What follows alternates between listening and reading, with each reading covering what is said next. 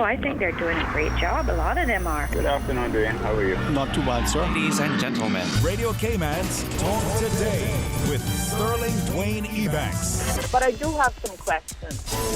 There are more questions than answers. Radio Cayman's Talk Today. If you're ready to talk, we're willing to listen. Well, I really enjoy this program today. Cayman Islands' foremost listeners participation program. May God bless every person.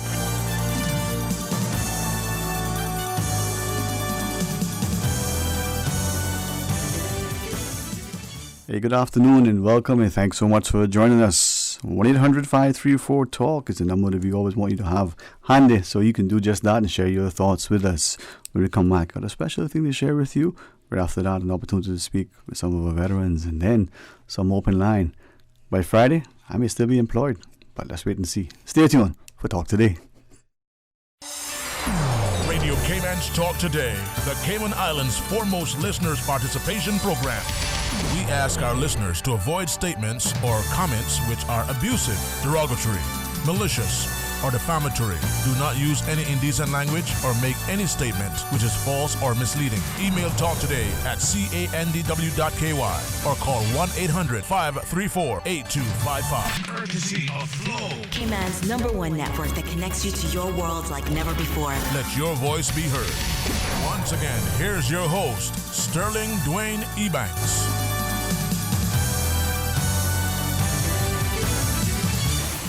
Hey, good afternoon. Welcome back, and thanks for joining us. And it is truly, for me, a distinct honor, a true pleasure to be able to sit here every day and listen, learn, enjoy, feel the love, and certainly without question, hopefully to laugh and cause many to smile as well. Even if it's from time to time, at my experience, that's okay. And there's love in laughter, and there's laughter in love. Good friend, honorable brother, Dean Ramon, thank you very much for joining us this afternoon. Good afternoon to you. Good afternoon, Dwayne. Thank you for having us on the show this morning. I brought a special guest with me. My pastor, Pastor David Taman, is also here of the CIAG Church that we do differently in Camana Bay every Sunday. So that's my shameless plug. Every 10 a.m. Sunday we meet up there and we do church differently, man. We'll talk about that a little bit more, but we're just very excited. Every time we reach out to you, you always give us the honor of getting us on the air. Well, it's a pleasure, and I'm hopeful of two things. I recognize that many of us, sadly, because maybe of our past experiences, partly because of the things we're bombarded with, even in the media today, in our lives, that we see church, we play church, but we never be part of church. And we, Pastor, I'll ask you for guidance and perspective. We get so caught up in religion that we forget about relationship. Dean, from the perspective, I hope you don't mind, but look at you. Here's this imposing presence. Here's this jovial, giant, but yet so gentle, serious, so focused, but yet has as a commitment, family first in that perspective. We listen to you, and hopefully DJ Lynn doesn't mind either. We listen to you and him and see the talent that is there. But you also recognize that there's this spirit of community, this spirit of service for what it is, right? And maybe it is that we are taught early, train up a child in the way he should go. Maybe it is that, maybe it's something else. But to live in this place where we can freely, sit down to a meal and quietly say our grace, maybe our family and friends, we can say it a little bit loudly so everybody can hear, without fear that we're going to offend people. Mm-hmm. And I referenced earlier that we're going to talk to some of the veterans. When we see that can still exist today because of their ultimate sacrifice, but primarily recognizing that, yes, it exists today, but not everywhere today. And then we talk about, is it the Kingdom in New Dimensions Youth Rally? No. Pastor Dave Taman from Cayman? No. Is that what he told me last time he came on? Yeah, that's what they say when we go home. Here come the Tamans from the Caymans. That'd probably be the only time I say Cayman that way. Yeah, exactly. I started saying my last name different once we moved here. I started to say Taman, and people looked at me funny. You're Taman, man. You just go there. Yeah. I never even thought about that. Yeah, sorry. I see West Bears on me. Yeah. That's a good way of putting it. Cayman will always be with him then. Yeah, for sure. But that's what. So very positive. Go ahead. Well, I just something you said or alluded to, and that is so many of the things that are part of our value system for those of us have been around for a little while. Like Dean. Dane's the kid sitting at the kids' table, sort of still. But no, we're seeing so many things change in our society. The perceptions of what are honorable things, the things that are of great values to our families and things like that many of us have taken for granted. And suddenly we're seeing all of this stuff being turned on its head, and a lot of people's perception of what church is or what it's supposed to be is really under attack in parts of our society today, because a lot of people just they've focused on the few failures or bad examples, and they want to stereotype church, and that's one of the things that almost 8 years ago we launched Cayman International Assembly of God. And we did so with the expressed intent that we're not going to fall into the stereotypes that the people want to group church into. So our slogan has been, "We do church differently." And of course, one of the first things I see when they come in on a Sunday at the movie theater at Camana Bay is, well, hey, this is church in a movie theater, which traditionally for many people those two things never crossed. But it's more of an atmosphere and an attitude and a focus on, like you had mentioned, really Christianity is about relationships. It's not about religion. It's not about traditions so much, although those are important things. But relationships with one another, but most importantly, a relationship with an individual has with Christ. And so we are attempting to reach people in ways that other churches and other traditions may not be successfully doing so. And part of that is our identity through the theater. As I listen to it, I'm looking at sometimes with respect, but there needs to be a conscious discussion, because church itself sometimes is its own worst enemy, as it were. Oh, absolutely. The way it presents, the way it alienates and ostracizes and labels and condemns and all these things. And sometimes we, as the congregation, build this wonderful edifice under our hierarchical structure, because that's our church, forgetting that it is us who attend, whether in our rags or riches, whether we come in, because we were rushing that morning, we were a bit sweaty, or we just had the longest, most relaxing time of prayer and meditation. But we come in now because we want to be reverent, we want to be kind, right?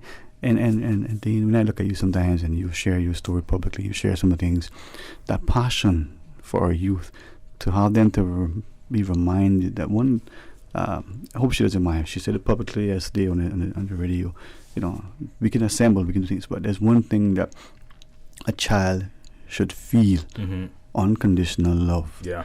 Once that child knows that, it's like let's say a dog, for instance. A dog knows when its owner loves, and it comes up and it does things, and almost as if it knows what you're feeling and thinking, and knows how. The child is even a zillion times better. Yeah. And what you think that child gives to you, look at what you've given to that child. Your child, biologically adopted, maybe just a neighbor, a child you're coaching. Unconditional love. And that's what we want to feel within this body, whether the building is a movie theater, whether it's a tent, whether we assemble under a tree in a car park. What is it? Where 50,000 or more gathered? Or what is it? What does it say? 2 or 3. For 2 or 3 gathered.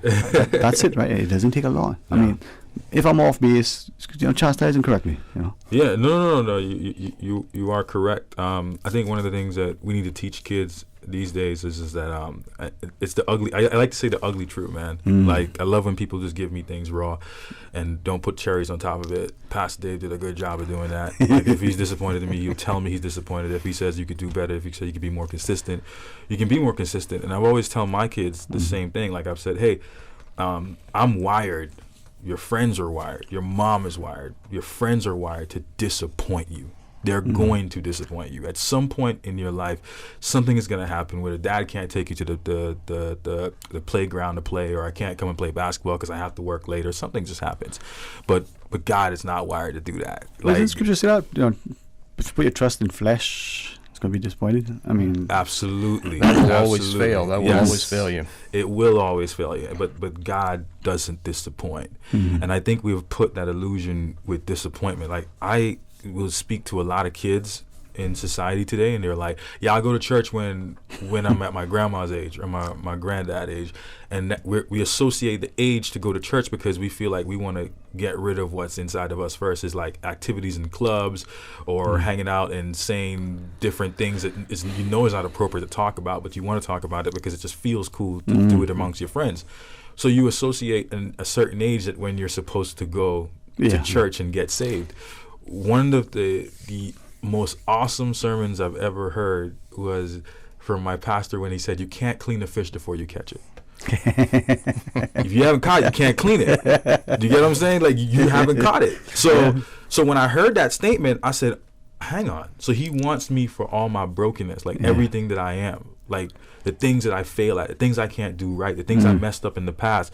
God has forgiven all of that. He just wants me to clean. He wants the luxury of cleaning that up, and we don't elaborate that to our kids enough. Could I ask then of you, and we'll pause, we'll take a break, think about it if you want. And it's only from the perspective, for me, maybe nobody else is listening, but for me, so this will benefit. We live in this society where we want to do all those things. We want to go out to the clubs, whatever that entails. We want to sit with our friends, and we like to do things, maybe share the jokes. We don't need to be lewd and crude, but we want to do these things Sunday morning at 9, 10, even 11 o'clock.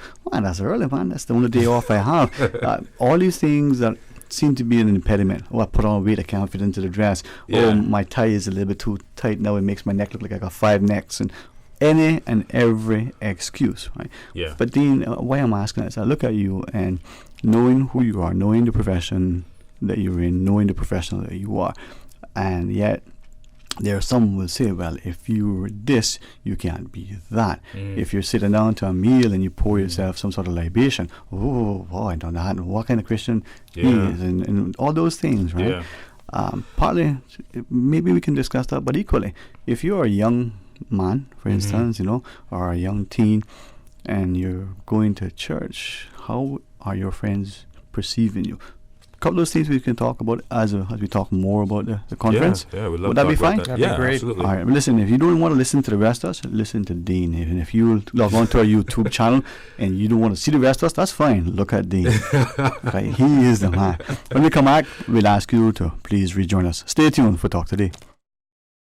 Verdant Isle Port Partners is hosting a job fair and open house on Tuesday, October 29th between 4 p.m. and 8 p.m. at Margaritaville Beach Resort. Obtain information and register expressions of interest for jobs in building, heavy civil, marine construction and diving, cruise ship positions, tours and shore excursions. Have an idea for a tour business? Appointments are also available for meetings with cruise company executives to discuss tour business opportunities and ideas. For details, visit verdant.ky or email info@verdant.ky.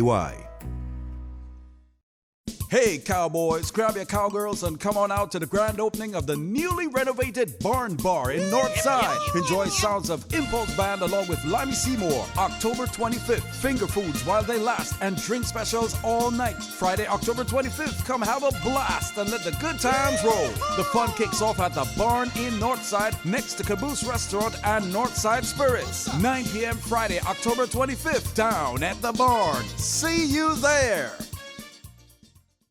Pure Art Gallery and Gifts has wonderful new gifts galore, and our beautiful Cayman Christmas corner is sure to delight with unique gifts, holiday decorations, ornaments, cards, and Debbie's 2020 desk calendars and new Cayman coloring book. Pure Art on South Church Street for gifts that last a lifetime. How can we make our roads safer for drivers, bikers, pedestrians, work crews, and our communities? Find out at the National Roads Authority Road Safety Week Conference from October 29th to November 1st at the Ritz-Carlton, featuring keynote speaker Michael Dresner of the International Road Federation. Learn the latest in road safety with presentations on the 5 E's: engineering, enforcement, education, evaluation, and emergency services. The conference is open to key stakeholders in the public, government departments, and road safety organizations. Space is limited. To confirm attendance, call 946-7780 or email sheena.ebanks@nra.ky. The NRA's Road Safety Week Conference, October 29th to November 1st at the Ritz-Carlton. As a Caymanian, it's very important to me that projects like this are thought of thoroughly before continuing. My question is, do we need it? And I've not yet been fully convinced that we need it, nor have I been fully convinced that we don't need it. So what guarantee do we have that these ships are going to continue to come? Please make the right decision. Please don't let the catchy songs overturn you. Please support the referendum. Please ensure that you are supporting sustainable tourism, not just money-making tourism. If the project plans have changed, even though it might be insignificant on paper, it's going to be significant for the environment. They need to release official information, official facts. That's where I am right now. I want to know, I want more information on do we need it. It's your vote, your future. So make a decision based on fact. You deserve the whole truth. Support our port, support our tourism. Did you know government agreed very early on that the piers would be built on pilings in deeper water to minimize the environmental footprint? Marine life will still be able to move freely underneath them, and coral relocation remains part of the plan. Looking forward, looking bright. Learn more and spread the word. Support our port, support our tourism. Talk today. But I do have some questions. Talk today. Cayman Islands' foremost listeners participation program. Talk today. Because there are more questions than answers. What the public is saying. Waging to take your calls right now. Sterling Dwayne Ebanks.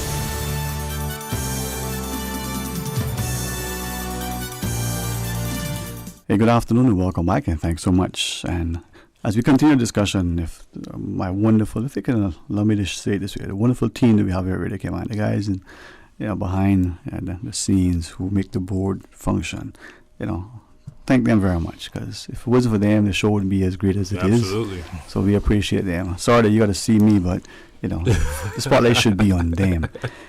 Dean Brady with Pastor Dave Taman joins us, and kindness. But when you think of looking at, as it says in the acronym, the kingdom in new dimensions, I'm thinking of the Terrell song, Yeah. I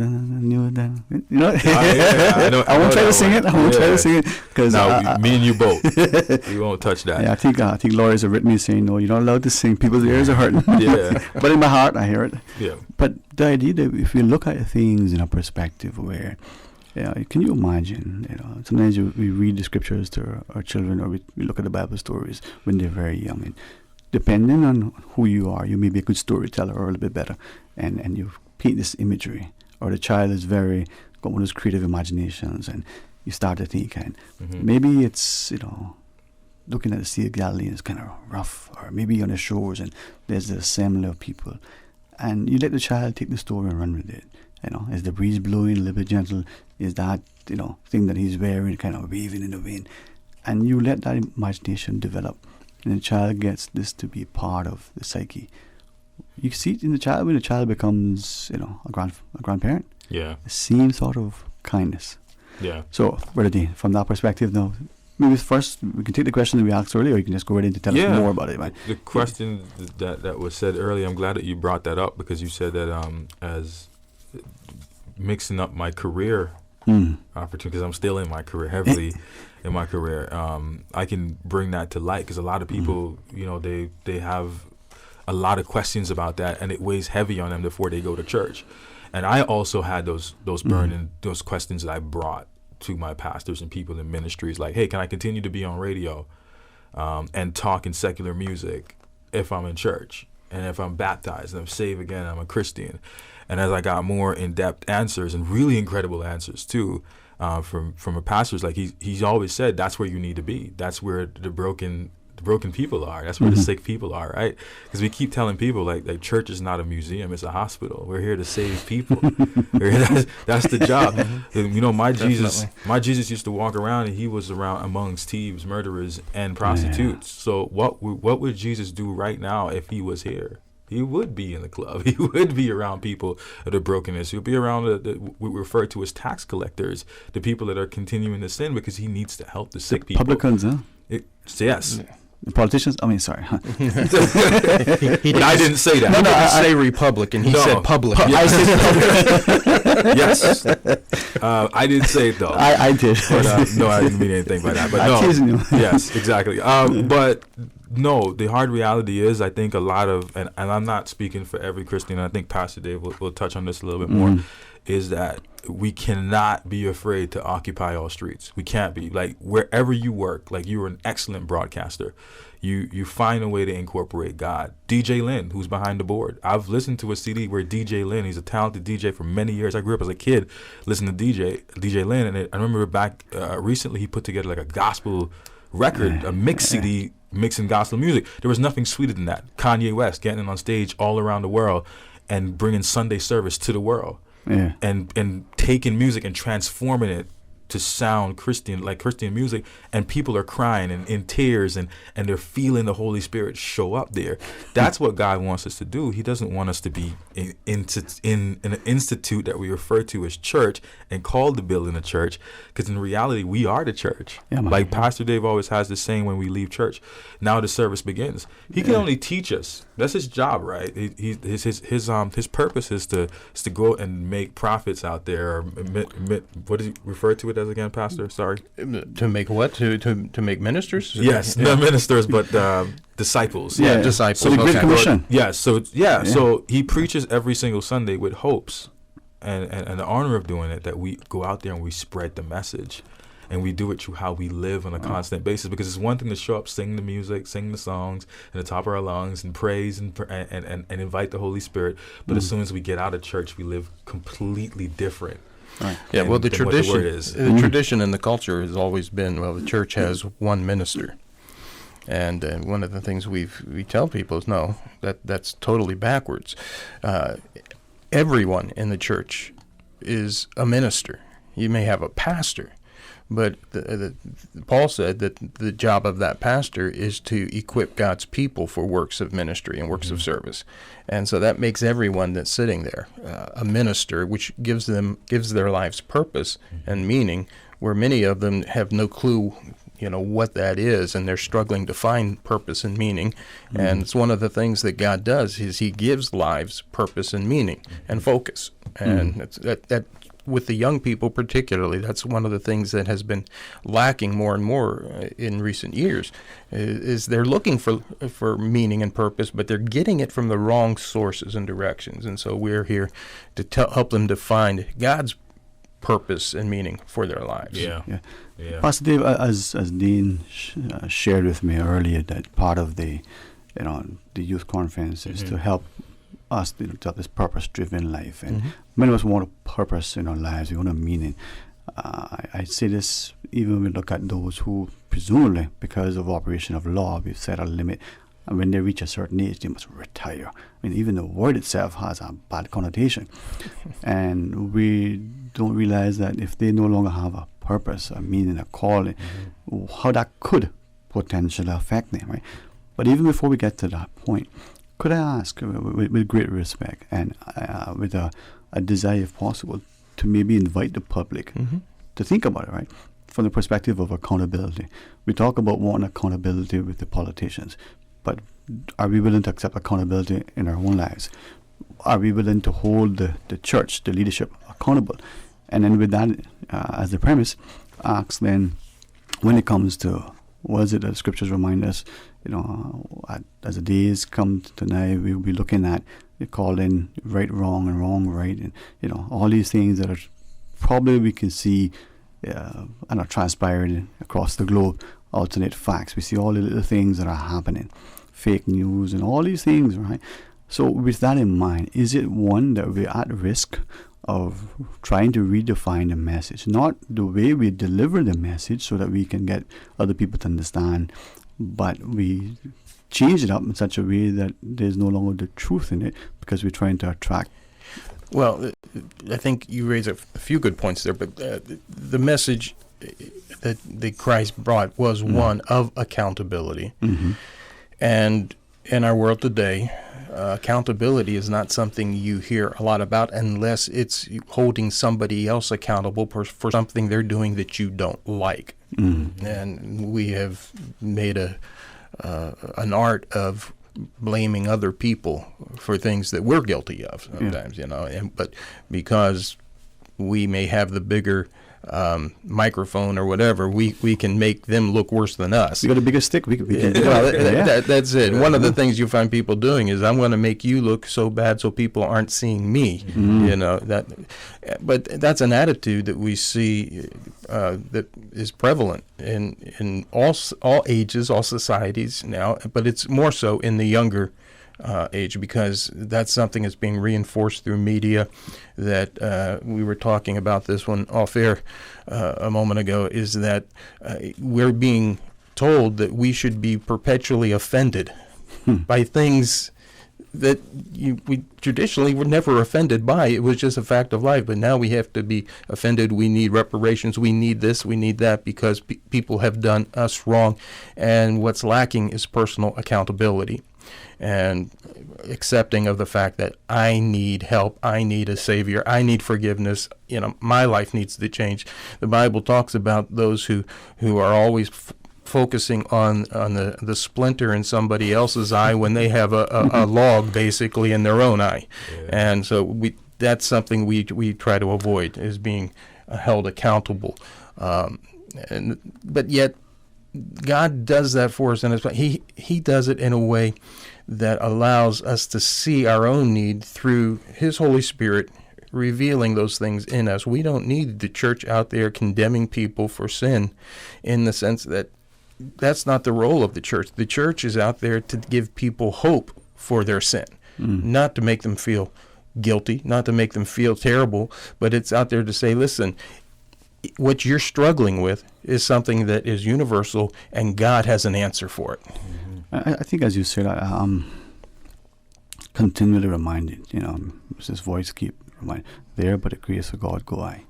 Any of us, many of us may have gone out with our friends, and sadly some things transpired, but we were not as affected as they were, whatever that thing was. And sometimes that thing was fatal, or they got caught up in something and we didn't, or we got caught up in it but not as bad as whatever that may have been. And you have to wonder sometimes, and for me, it is real as to why, this person ended up here and not there.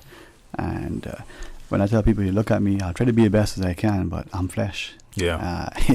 So if you're looking for perfection, it is not in me. Yeah. If you're looking for someone who's aiming for excellence, I'll try to make that be my bar. But don't worry about me. Worry about you. Yeah. Because... Well, if I may just share just a personal story here. Just over a week ago, I had the honor of speaking at my mother's funeral. I got to preach her funeral. And something I had to share with people is, my mother was one who grew up under a great deal of hardship. She had polio at age 7. But she was the only one who ever walked out of that polio ward that was on that ward. God healed her. She had a brother who her house burned down around her as a young child, literally having to run through the flames. She had an older brother who drowned right after graduating from college. And on it goes. My father died at age 35. And she became a single mother with 4 kids at around age 35. And she could have curled up in a corner and She could have called, the victim card. She could have pulled that card and said, listen, woe is me, this is terrible. But she didn't. She raised, because of her faith in God and the strength that God provided her, she was able to raise 4 kids who grew up and are living productive lives now. And most of us are living lives that serve the Lord. Too many people are looking to become the victim. Okay, and use that card to get out of jail free or whatever, instead of having to pay the price and go through the process that God wants to take us through, that will cause us to grow and become mature and able to face the challenges of life. And we need to teach our young people that you're not a victim. You're a child of God. You're someone that God sent his son to die on the cross for, because he loves you so much, and he has a plan and a purpose for your life. And don't get caught up in this victim mentality and where you have to blame somebody for everything. Let God do something in your life, because he has a great plan for your life. Yeah, man. All right. When we come back, let's ask you to maybe share an invitation for the conference. Absolutely. And maybe tell us about local sound for a little bit. Who knows? We'll see. Yeah. All right. Definitely. Cool. All right. When we come back, a couple of minutes, and then we hit the news at 1. So please join us after the break. Sometimes having a middleman is not a bad thing, especially when it comes to insurance. Do you know that when it comes to cost, ease, speed, and peace of mind, insurance brokers ranked higher than when customers buy direct? So, for all your insurance needs, call Fidelity Insurance. We're the middleman you want. Call us today at 949-7822. Fidelity. We're good for you. King Sports Center takes pride in being more than just an ordinary gymnasium. For 14 years, their multi-purpose facility has been providing the community with a variety of sporting, recreational, and relaxation activities. King Sports Center has a bowling alley, lounge bar, multi-purpose rooms, powerhouse gym, rock climbing wall, bungee jumping, a 10,000 square foot rink, and so much more. For more information on the variety of services, call their friendly staff today at 946-5464 or email kings@candw.ky or visit www.kingsportscenter.com. King Sports Center, your one-stop shop for fitness, recreation, and relaxation. The government claims the cruise berthing facility won't cost us a penny. It will be paid for by the cruise partner who use it, not by our people or our government. The fact is, you will be paying. Because government is going to give the consortium development team, led by Royal Caribbean and Carnival, a portion of the cruise revenue that is currently being banked by government. What's more, we will be repaying them $450 million. $250 million more than what the facility even costs. It's your vote, your future. So make a decision based on fact. You deserve the whole truth.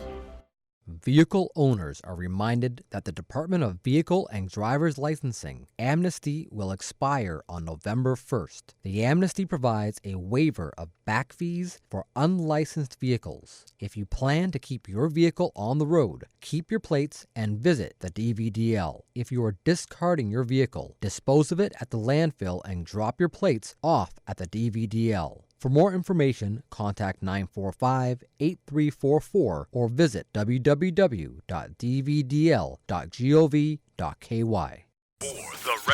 For the record, a fresh approach for information that matter to you, the people. Hear from the government, the opposition, independents, and other experts on issues and solutions that affect you. For the record. Every Monday, Wednesday, and Friday, tune into 89.9 and 93.9 FM. For the Record is brought to you by Vamped Motors, the only authorized Ford and Toyota dealership serving the Cayman Islands. K-Man Pharmacy Group, with a location in West Bay and professional pharmacy at CTMH Doctors Hospital. The K-Man Pharmacy Group has a location for you just around the corner. And Seaboard Marine, with over 35 shipping ports, find your shipping solution by calling 949-4977 or visit seaboardmarine.com for competitive rates. Cayman Islands' foremost listeners' participation program. Because there are more questions than answers. What the public is saying. Waging to take your calls right now. Sterling Dwayne Ebanks.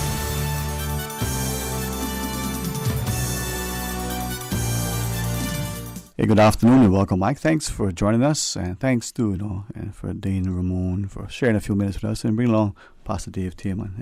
As I listen to you as I recognize that within our society sometimes, that the easy things are the things that even the low-hanging fruit we don't go for. Yeah.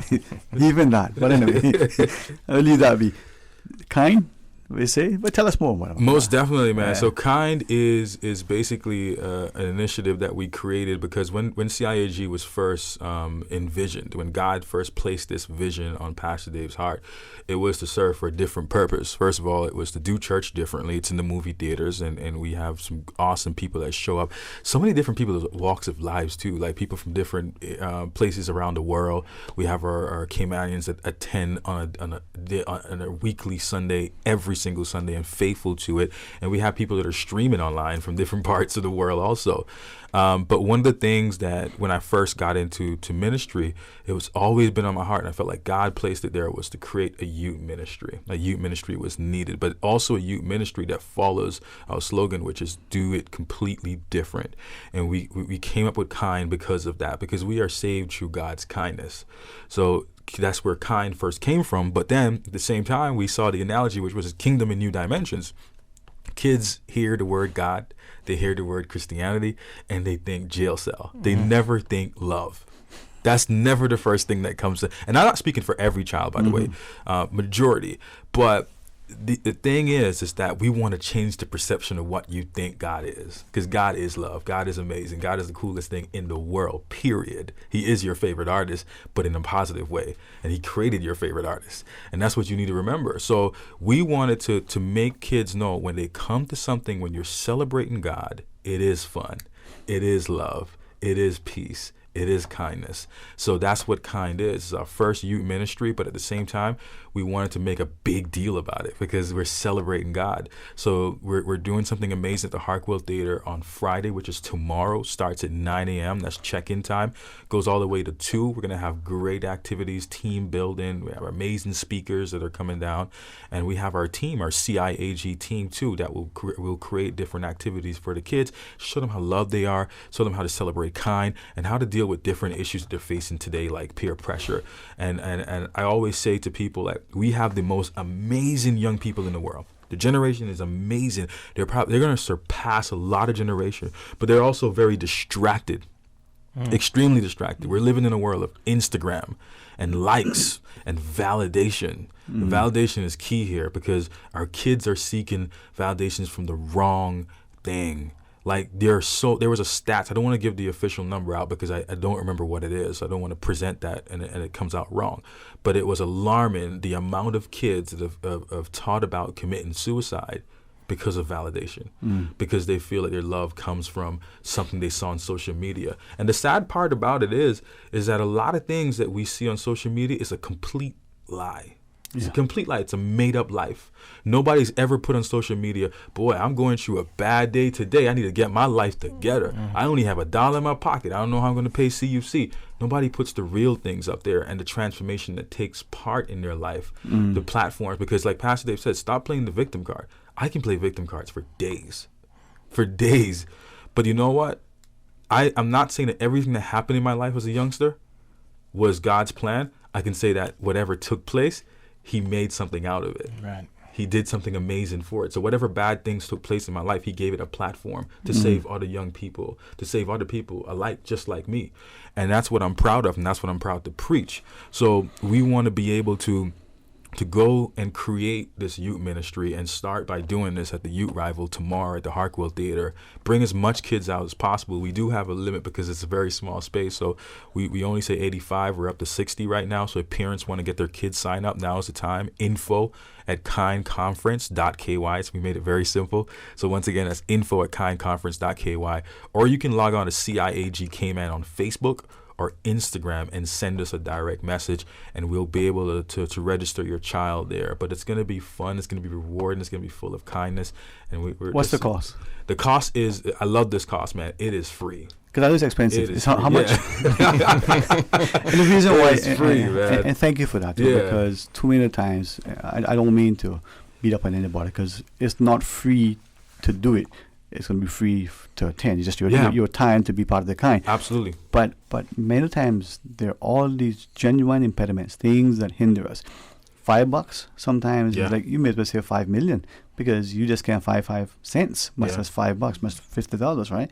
So it's free. Yeah. And you have an age for the target audience? Yeah, so it's from 10 to 17. Mm-hmm. But yeah, going back to that free thing, we don't want any boundaries to hold you back from your purpose. Yeah, man. Nothing at all. This is for everyone. And if you want to send your child, email us info@kindconference.ky, but there's not going to be any hinder when it comes to money. We taught about that too, and we're doing this for the right reason. Yeah, man. And if my mother doesn't mind, she said, goodness, good follows good.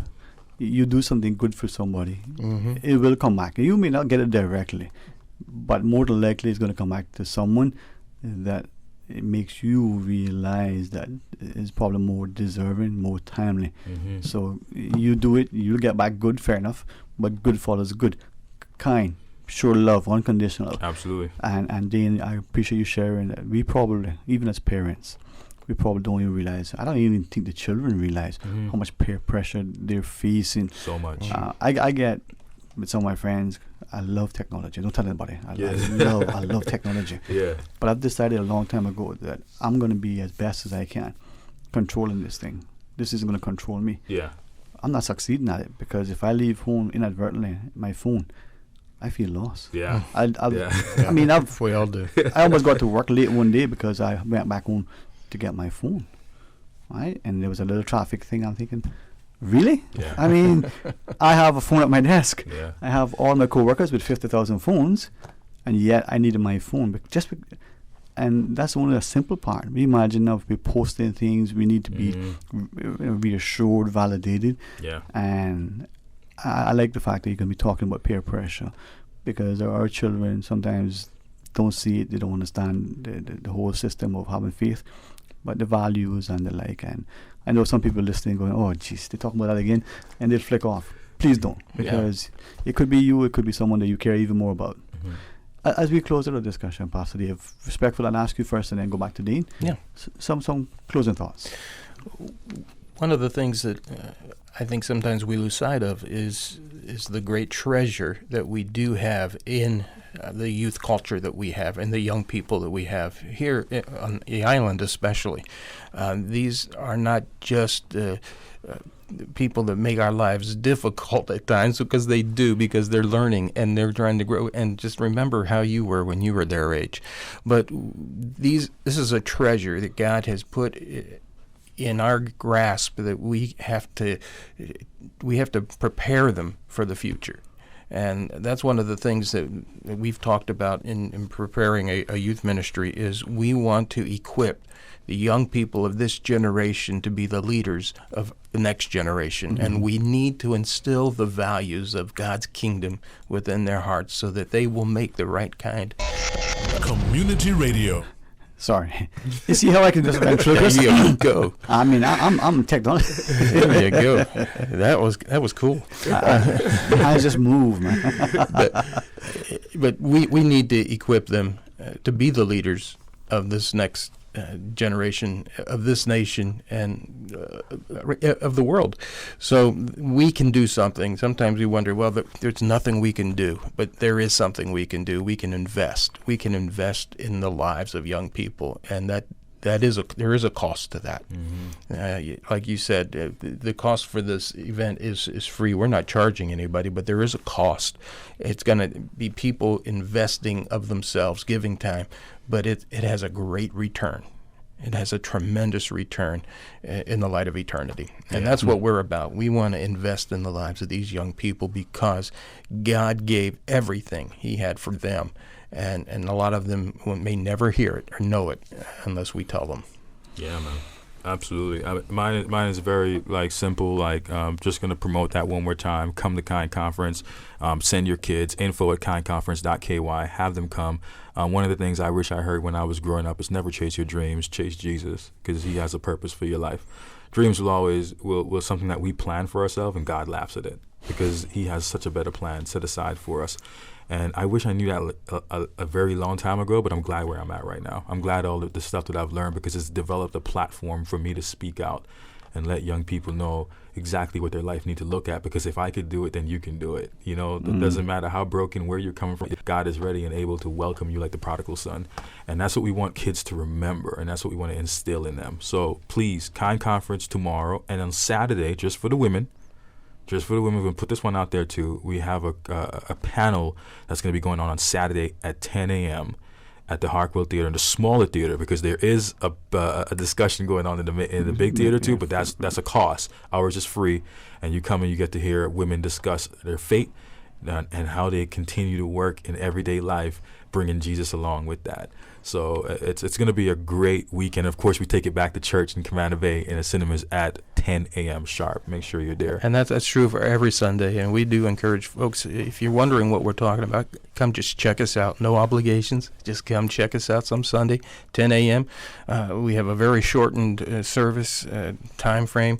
On average, around 70 minutes, but sometimes we go a little bit longer. This week we'll probably go a little bit longer. But no, that's our focus, and we encourage folks to come check us out. No obligation. Well, thanks very much, and I'm glad that you're focusing on the youth. And when we look at the peer pressure, the whole notion, Dean, always a pleasure, and blessings to you. Thank you, Dwayne. So our listeners will pause. We'll take a break. We have invited for 1:30. Mr. Loxley, Shadden, and Andrew to come talk about the veterans. Knowing them, they're probably out there assembled, but if they win, if not, 1:30. But we'll have some open line. And why don't you take your shots at me? Why don't you join me as we work together? Who knows? Stay tuned for Talk Today. Community radio with a different appeal. The voice of the people. Security through adversity. Stuck on you. Radio for all time. You're listening to Radio Cayman, the voice of the Cayman Islands. Today's biggest news. Radio Cayman. It's only 2 species that we have, on the island. Generations present. Your voice, your choice. For today's biggest news. Access. Local, regional, international. This is headlines from Radio Cayman's newsroom team. Today's biggest news. The Department of Environment hits the 1 million mark of invasive green iguanas culled since the program began on October 29th. The cull is a nationwide effort to stamp out the invasive species. Cayman's green iguana population, completed in August, have shown a quick drop in the number of the invasive creatures still living here, based on Department of Environment and U.S. Fish and Wildlife Service estimates. Using data collected via a distance sampling method developed by Dr. Frank Rivera-Millan, the remaining green iguana population on Grand Cayman was estimated at between 60,000 and 145,000. You can find the full breakdown at doe.ky. Good afternoon, I'm Dion Anglin with your headlines and news elsewhere. The 39 people found dead in a refrigerated trailer in Essex were Chinese nationals. Police have been granted an extra 24 hours to question lorry driver 25-year-old Mo Robinson on suspicion of murdering the 8 women and 31 men. Ambulance staff discovered the bodies in the container on Wednesday. And more than 500,000 people are facing power cuts in California as wildfires rage through the state. The Kincade fire has engulfed 10,000 acres of land and has not been contained, says the California Department of Forestry and Fire Protection. It is being driven by strong north winds and is moving south, a California fire spokeswoman said. The worst of the winds are expected to arrive this afternoon. That's a wrap of your headlines. I'm Dion Anglin. Stay in touch with Radio Cayman for the latest in news and information. Follow Radio Cayman on social media, Facebook, Instagram, Twitter. Download the Radio Cayman app or log on to our website, www.radiocayman.gov.ky. Radio Cayman, your voice, your choice, your radio. A caring and community spirit, cherished family and cultural values. These are some of the things that still embodies the Caymanian way of life in the Eastern Districts today. Savannah Pharmacy, your neighborhood pharmacy, located in Countryside Shopping Village, is delighted to offer products and services of real value. Whether it's catering to your family's medical needs or carrying apparel, gifts, and beauty products, Savannah Pharmacy provides you with more than just prescriptions. Remember, they're always just around the corner with everything your family needs and convenient opening hours, including Sundays and holidays. Savannah Pharmacy. For more information, call 946-3336. I've got some beautiful clothes. I know just where they go. Puritan Cleaners. Puritan Cleaners, serving the Cayman Islands for over 60 years. Take advantage of this fall special from now until 31st October, offering owners special 12% off all prepaid orders, $20 and up on all household items, plus ladies and gents apparel. This offer is good at all our stores. Savannah Countryside, 946-1884. Elgin Avenue, Georgetown, 949-2452. Eastern Avenue, Georgetown, 949-7104. Drive through rain or shine. Puritan Cleaners. You feel good when you look good. As a Caymanian, it's very important to me that projects like this are thought of thoroughly before continuing. My question is, do we need it? And I've not yet been fully convinced that we need it, nor have I been fully convinced that we don't need it. So what guarantee do we have that these ships are going to continue to come? Please make the right decision. Please don't let the catchy songs overturn you. Please support the referendum. Please ensure that you are supporting sustainable tourism, not just money-making tourism. If the project plans have changed, even though it might be insignificant on paper, it's going to be significant for the environment. They need to release official information, official facts. That's where I am right now. I want to know, I want more information on do we need it. It's your vote, your future. So make a decision based on facts. You deserve the whole truth. Think about something that makes you happy.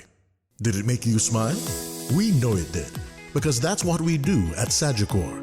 Put smiles on our clients' faces every day. With a large range of products to cover your family, it's no wonder most locals choose Sagicor for their life insurance needs.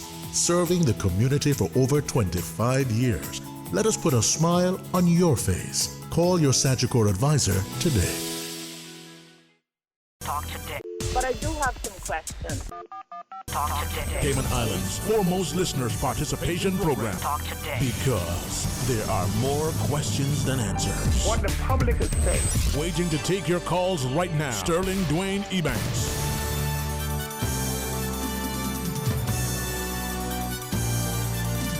Hey, good afternoon and welcome back to Talk Today, and thanks for joining us as we invite you to be a part of our discussion. 949-8037 or toll free with the continuing compliments of Flow at 1-800-534-8255. 1-800-534-8255. Share your thoughts with us, give us your perspective, and I had a chance earlier to speak to some folks about the issue of development generally. And the only sort of, I don't believe I'm speaking in any which way that would betray any confidences or ruffle any feathers or otherwise. The only thing that was shared is that in the discussion, leave the whole issue of the port out of it, because then that becomes emotive. Let's focus on infrastructure. Now, even in that endeavor, well, one person said, well, okay, we won't talk about the development, but what would be the consequence of the port in relation to the infrastructure, the human infrastructure, the physical infrastructure? You know, do we need to do anything about roads, making more roads, closing more roads, parking, and the other sort of facilities and ancillary services to surround, you know, the increase in the tourist numbers, whether it's 2 million or 3 million or whatever the sum is over the next 5 years or over the next 50 years. Now, in that discussion, they said, well, take the issue of what seems to be some potentially brewing controversy with respect to expanding our roads. How do we get our residents from East End and North Side and even Savannah and outlying parts of Georgetown into work, into school, get us moving from work to home on our Saturdays and our evenings, back and forth between our homes and our entertainment, get into church. Building roads, as one says, well, that'll help. Maybe it'll alleviate the traffic in the short term. If we were to build some other sort of a mass transit system, properly run, regulated, safely operated public transportation system, what would that cost? You know, could we do it for 10 million? Would it be 100 million? Would it be $1 billion project? What would it look like? And where, if any, would be the environmental concerns and considerations? Would there be an entity?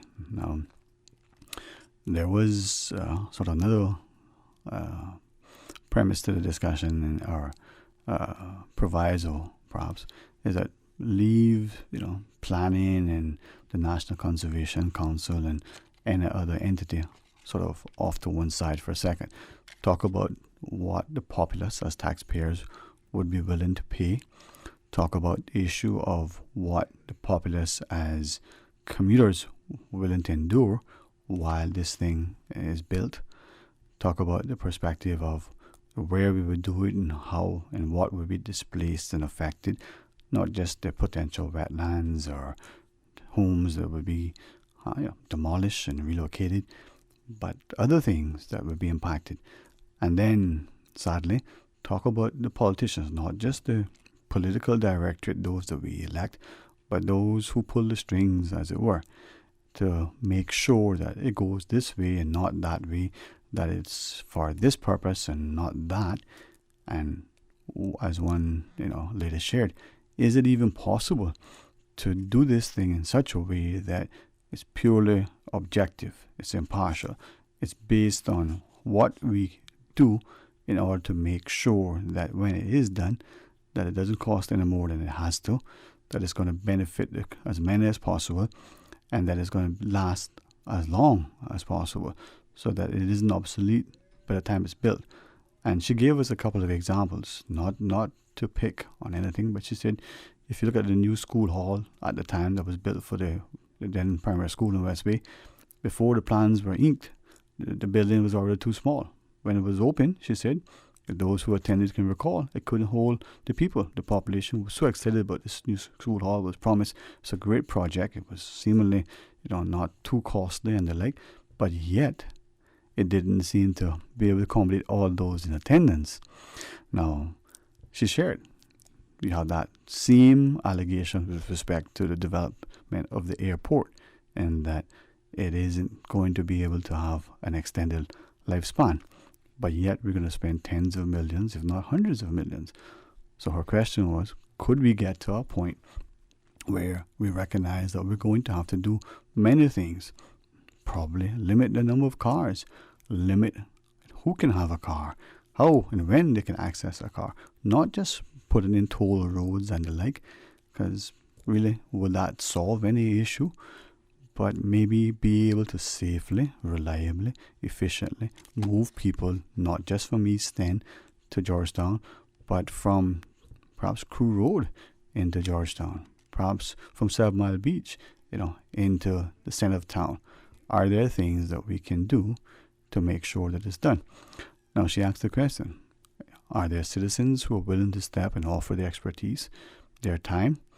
Maybe they're, quasi-retired, maybe they're still fully employed, but they're not working in a particular field connected to government. Maybe they're somewhere in finance that has a skill set. Are politicians able to put aside their egos to recognize, as she says, that we need to do this thing because at the end of the day, it's about the country's best interest. It isn't about some platform or some legacy. Now, as I listened to the individuals, I thought, here assembled are a number of people who seemingly are willing to say things in this setting. When I, looked and I said, well, why is it that we can't have the same discussion publicly? Would you be willing to be our guest and talk on the radio in unison? Everybody, nope, can't have that. Because then you start to hear who's saying what as opposed to what is being said. Now, is that a fair? Is it a realistic fair? And is that fair one that has caused more than just that small number of people to deny, in my view, the country of such interest, passion, intellect, insight, ability, experience, expertise that could benefit many of us? 949-8037, 1-800-534-8255. We can certainly take your input, welcome your contribution, invite you to be a part of what we have to share. 949-8037, or toll free with the compliments of Flow at 1-800-534-8255. You want to WhatsApp? Hey, we offer that up to you. 925-3261. If you just want to call, and you're going to be pleasantly surprised, isn't it? The wonderful voice of Susan. She would tell you it's even better. It's DJ Lynn. He's going to answer. You say, hey, DJ Lynn, what's going on, man? And, with any luck, you just realize what Dane Ramon said about DJ Lynn. You know, he got it going on, man. The man, he's the man. So he called. You have a quick word with him. He patches the call through to us. We get to hear what you got to say.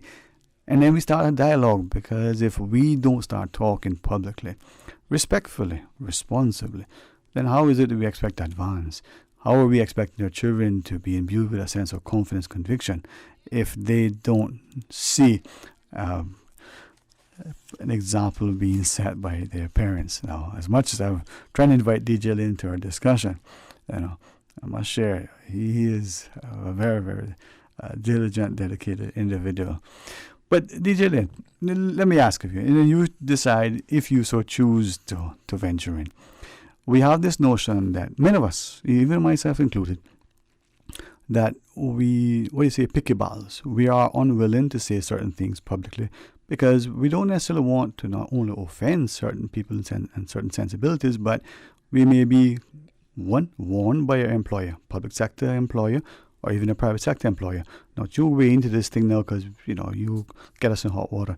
Or two, we, could offend our friends, or we could feel ill-equipped and perhaps have insufficient knowledge about something. But why not have a society where people talk freely and share a perspective, and that may encourage others to do likewise? What are your thoughts, man? I just think, the ridicule and the backlash, and, everyone has their own opinions, their own voice, and we all can't be right. So the question is, do we agree to disagree? Okay, so there can only be one right in many instances, right? But if there are many wrongs, and let's use that wrong and substitute the word opinions. So somebody says, well, we're going to build a mass transit system. Let's use a monorail. No, let's use a subway system so we tunnel it underground. No, let's use sky hooks and suspend, something to move people across. No, let's use a sonotube and shoot them through it. So all sorts of ideas. But if you put more of and again, let me just substitute what we ask students to do, brainstorm. Get a bunch of people together, and what are possible ways? Some of them are going to be harum scarum, but some of them might actually be plausible, possible even. Yeah, I'd have to agree. I think once we put our thoughts and efforts together, we can come up with ideas. It's a matter of whether or not we are able to collectively agree and execute those ideas in a manner or fashion which is acceptable to the majority. All right. Now, is it then, and I want to come back to the idea of the majority because we talk about democracy, right? But is it then that we rule by majority rule? Because it's not always that, 9 out of the 10 are right. That one person who stand out could be just courageous enough to say, but you guys are wrong. We don't need to spend $1 million for this when, you don't need to spend anything. It's already done. Yep, I don't think it necessarily goes back to majority, but whoever has the majority voice. Oh, right, okay. So squeaky wheel gets the oil, they say. There you go. All right, well, then take that and then move it forward then. It would seem, and I say this hopefully to maybe cause a few people to be encouraged. It would seem that in the Cayman context, we say everything is political. We're politically motivated and driven. We see it in the church, we see it in the schools, we see it in our sports organizations. Everything is political in every sense, right? But with that in mind, are we too willing to take pot shots at the politicians because they're easy picking sometimes, as opposed to looking at it from the perspective and say, well, listen, you either lead, follow, or get out of the way. Are you willing to stand in the gap and say, wait a minute, we need to do this and be that voice? Yeah, probably there's too much of a gap between, like we said, the politicians and the public. Mm-hmm. And perhaps if we did more community, and I guess relation stuff with the public and the politicians, have us come together, be a voice, a single voice, rather than, complain when something goes wrong, then, maybe we could get more stuff done. Easy to complain than offer a credible solution. Yes. Those who looked at economics and everything talk about the Pareto effect, 80-20. 80% of the people consume 20% of the resources or whatever, 20%.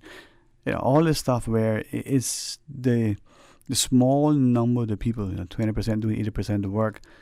But why can't more of us? And I share this with you. I was trying to reach him today. I know he's traveling, and I wanted him to relay, because we were supposed to have some open line. I wanted to relay a story he shared with me long ago. he was visiting a friend, in one of those, I call those little remote towns, some part of the U.S. And they had, if I recall it correctly, a volunteer sort of fire rescue operation. So a little town, everybody got together, they got a training. And he was there for an extended period. And he realized that the ethos of the town was that everybody was a part of this thing, because everybody depended on everybody. Suppose there was a fire in your house. You don't just wanted one person. Right. The budget, the way the town was run, didn't have a paid fire service that we have here or the other places have. And he saw that they not only attended to fires, but if there was a mudslide or some sort of rock slide, you came out. There was a training for all who volunteered, so it was semi-professional in a sense. But they didn't rely on anyone. They relied on each other. And they didn't rely on the government or some NGO or some other thing. And I started to think in the Cayman context long ago, isn't that how we were? We look after Hurricane Ivan. We came out in our neighborhoods and we cleared the debris from the roads so that we can get to, back and forth. That lasted, 2 minutes? Yeah, unfortunately, sometimes I guess tragedy does bring us and unify us together, but it seems like we don't have enough, like what you're saying, just that togetherness. Everyone is, not everyone, but a lot of people are more for themselves, more for their families, and, aren't willing to go the extra mile like we used to. So how do we, this is not a rhetorical question, but I'm certainly not asking you necessarily only to read, but how do we get to that point where we become servant leaders, we become of service and of value, and it isn't about a plaque that we're going to get, or a picture in a paper, or some statue somewhere, or some award, or some pay. It's about, I got two hands, somewhat of a functioning brain, I can do something. How do we get to that point where we're helping? Yeah, I guess sometime around the mid-90s, late 90s, when they created the internet, things just kind of broke apart. People started staying home, just, not being as involved. They kept themselves away from each other in their homes behind these confined cubicles we call monitors. So it's like, and it's continually seems to be more and more contributing to the problem rather than being a part of the solution. Well, we every day we're walking up and down, instead of saying hi to people, we're looking down at our phones, and we don't have proper communication with the world and environment around us. I have some friends who either have decided to pick up another career or to pursue because they don't have the time and the financial resources to study something that they wish they could have studied early on. Perhaps at that point they didn't see that there's a career path or potential to make money, because that was important. You gotta make money, and they're studying these subjects, or maybe they're the social sciences or what have you. And there's a series of, is it memes? Is that what they call little things online where you make fun of different things, right?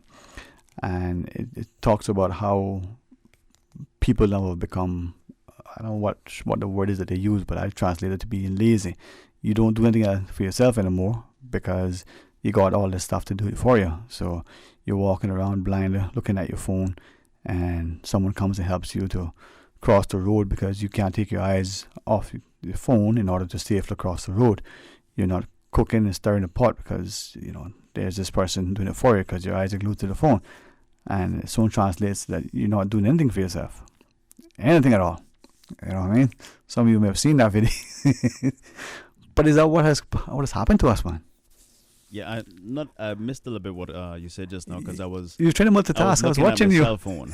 I really wasn't, but I was trying to multitask. But we need to go to a break. Got a caller who's going to be calling back, and then we have some guests coming in shortly. So. All right, well, that's the premise. Okay, let's do that. Stay tuned, please.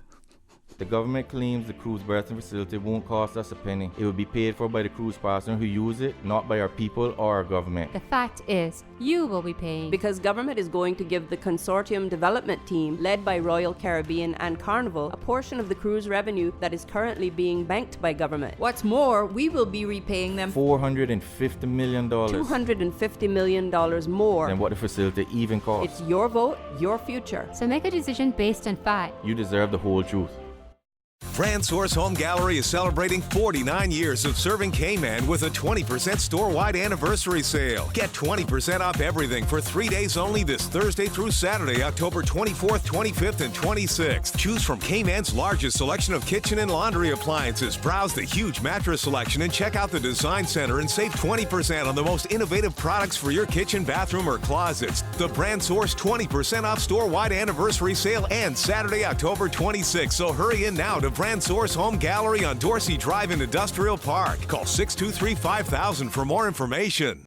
Vehicle owners are reminded that the Department of Vehicle and Driver's Licensing amnesty will expire on November 1st. The amnesty provides a waiver of back fees for unlicensed vehicles. If you plan to keep your vehicle on the road, keep your plates and visit the DVDL. If you are discarding your vehicle, dispose of it at the landfill and drop your plates off at the DVDL. For more information, contact 945-8344 or visit www.dvdl.gov.ky. A caring and community spirit, cherished family and cultural values. These are some of the things that still embodies the Caymanian way of life in the Eastern Districts today. Savannah Pharmacy, your neighborhood pharmacy, located in Countryside Shopping Village, is delighted to offer products and services of real value. Whether it's catering to your family's medical needs or carrying apparel, gifts, and beauty products, Savannah Pharmacy provides you with more than just prescriptions. Remember, they're always just around the corner with everything your family needs and convenient opening hours, including Sundays and holidays. Savannah Pharmacy. For more information, call 946-3336. Few people speak up when they witness cyberbullying. Logic is proud to present The Change Project, a 15-minute documentary that captures the reality of cyberbullying and the mental health impact on teens, parents, teachers, and families. It's part of a campaign that strives to make a difference in the community by promoting responsible internet and social media use in the Cayman Islands. Screening is at the Camana Bay Cinema on Friday, October 25th at 7 p.m. Afterwards, please join Logic for a family-friendly gathering at Abacus. RSVP to eventpro.ky. Talk today. But I do have some questions. Talk today. Cayman Islands' foremost listeners participation program. Talk today. Because there are more questions than answers. What the public is saying. Waging to take your calls right now. Sterling Dwayne Ebanks.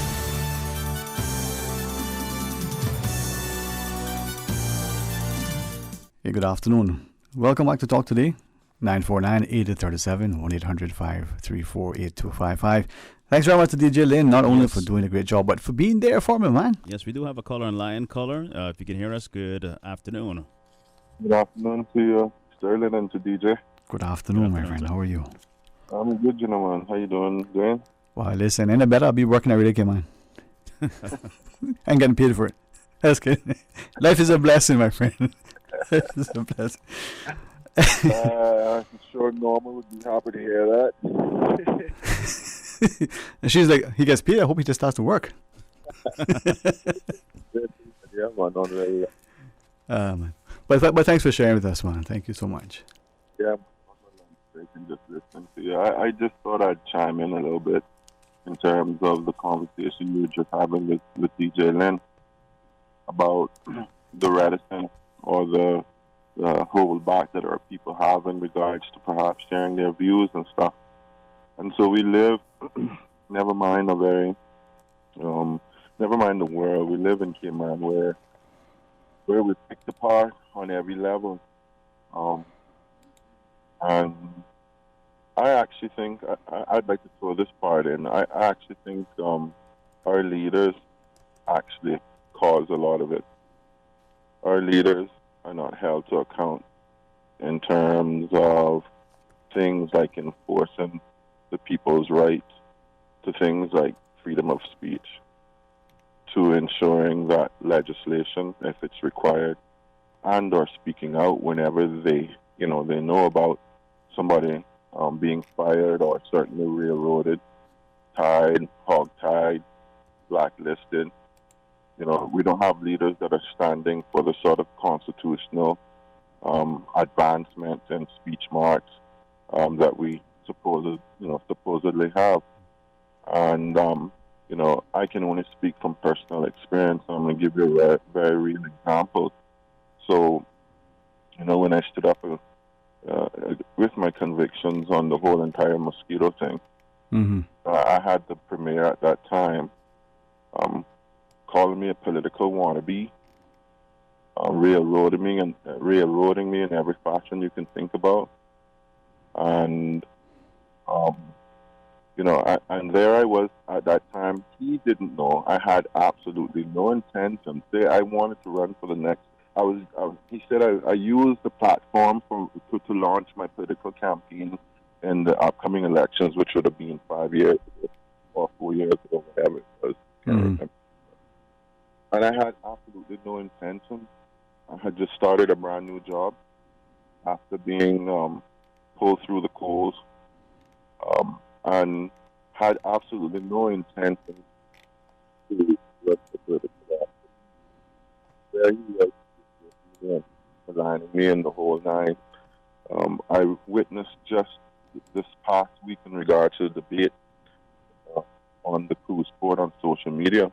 Another elected official, I'm not going to call his name because I think everybody would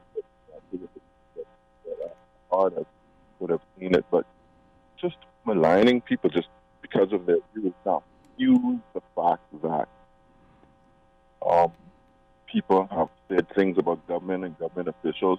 I can only speak for myself. I say things very broadly, and I'll say government.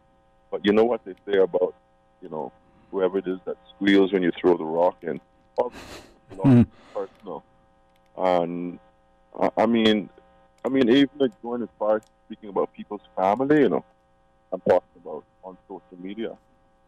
So, for me, I mean, he gaslit me and the whole nine. For me, I just took it all in stride. I know the MO. He said political wannabe. Irrespective of, you should be able to speak freely, and it doesn't mean then that you have to have your mother investigated, your father investigated, your brother investigated, your sister investigated. Do people have interest, special interests they're called, or do people have convictions on certain things based on their own experience? Otherwise, of course. But does that need to be spotlighted in order to validate what it is that you're saying? No. And we do that so much in this country.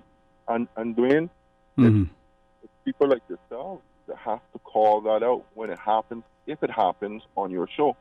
You need to challenge that publicly. You need to be able to say to them, well, what are you saying when you, when we read the article that's public in CNS that talks about, our speaker calling people rascals, raise that with him when he comes on to the show again. Well, what do you mean by that? Because they're allowed to speak their mind or share their views or what have you. No. To be fair in that thing. So, for example, I know one of the speakers got on yesterday when you had the show on, and he shared, the people who were sharing in your studio, one of the speakers on there shared. We're losing you 1 second. Is it that the speakers shared? Go ahead. Yeah, no, the speakers highlighted, one of your callers highlighted the interest that the speakers that you had on, your guests that you had on, their business interests. And so I understand that it works, that we do it as well, the general public do that as well. And I understand why we do it on some levels. I understand that that's important sometimes. But I think there's a greater standard. But those are private citizens is what I'm getting at. But I think there's a greater standard for elected officials. And so when they start to hit at that process or to hit at free speech or to malign people in the midst of having a particular view or even conspire with others in order to make others look bad because they have a particular view that's different from you or otherwise, and is willing to stand with that. That should be challenged on every level, you know. I've read it somewhere, and I've seen it as my own. Oftentimes, when people can't control you, they will seek to influence other people's perceptions of you, and we do that day in and day out on so many levels, including our support elected leaders. They either do it by default, where they don't stand against it and or speak out against it, or if they see somebody being railroaded, stand up and say, no, because they have that view. Because oftentimes it's all their own personal interest too. See, I'm doing it now. It's often their own personal interest. I hear you, but and I appreciate our guest just giving us an extra couple of seconds here to chat. But the question is then whether it's in our context or speaker. We've seen it equally in the UK Parliament, where presumably under the Westminster model, the appointed speaker does not engage publicly, and in return, that seat isn't contested at the next general election. We're seeing that moving away for whatever reason. All right? Now, I say that just to ask the question, are we as a populace, one, informed sufficient of it, and two, prepared to say, wait a minute now, are we changing the paradigm? Are we changing the way we do the politics? Because now you can't have your cake and eat it. You can't allow this and that to coexist because they seem to be not complementary. Now, if it is that, what is it to say? You know, maybe silence is an acquiescence, but if someone doesn't say anything, are people going to say, well, they must be okay with that? Where are we to speak up? Not just the challenge as you shared, when something goes wrong and people are being ostracized and intimidated and all these other things, but when people don't recognize how important it is to do the right thing because it is the right thing to do, whether or not it's affecting them at that point or directly. I totally agree. I mean, if we fail to do it, then we continue to get more of what we have now, and it creates another gap, which starts then the whole entire on truths and the whole nine, and people are left depressed. So nobody wants to really challenge that. And as I said, I think the failure, I think it's incumbent only because of their position. So it's our responsibility collectively as a people to do it. But because we've created the atmosphere where people are just totally, it's not worth it. And I can tell you, I've thrown that flag up in many instances. It's not worth it sometimes.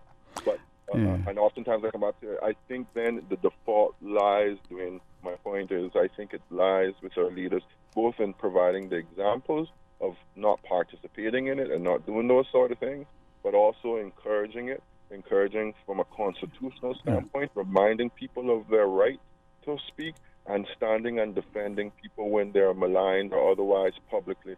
Right. That's so crucial, man. Yeah, man. Well, I appreciate you sharing. And when we come back from this break, I think it's a good segue, because as we get a chance to talk to some of our veterans, we recognize that the freedoms we enjoy is because of their service and sacrifice. The fact that we live in this land and we can say we have a democracy, we can either go against the status quo, challenge the elected leadership, even question some of the policies of maybe the private sector, of organizations. Maybe it's because we don't appreciate that their ultimate sacrifice has given us those freedoms. My friend, thank you for sharing with us. All right. With that, let's pause quickly. And again, publicly thanks to our next guest for giving us, some of them been there out waiting now for 40 plus minutes for a 1:30 segment. See the time and commitment? Stay tuned for Talk Today. Saturday, November 2nd, Breeze Fusion 2019. Are you ready? Yeah. The Breeze Fusion 5K, 10K Walk Run. Bigger and better. Now featuring a 5K walk run And a 10K run for half marathon trainers. Join the fun and help raise funds for the Central Scranton Park and the NCBO. Yes, Cayman Islands, it's back. Your chance to be healthy. Your chance to give back. Save the date or register now at CaymanActive.com or at Radio Cayman Studio. The Breeze Fusion 5K, 10K Walk Run. Saturday, November 2nd. I like to move it. You like to The Breeze Fusion 5K, 10K Walk Run.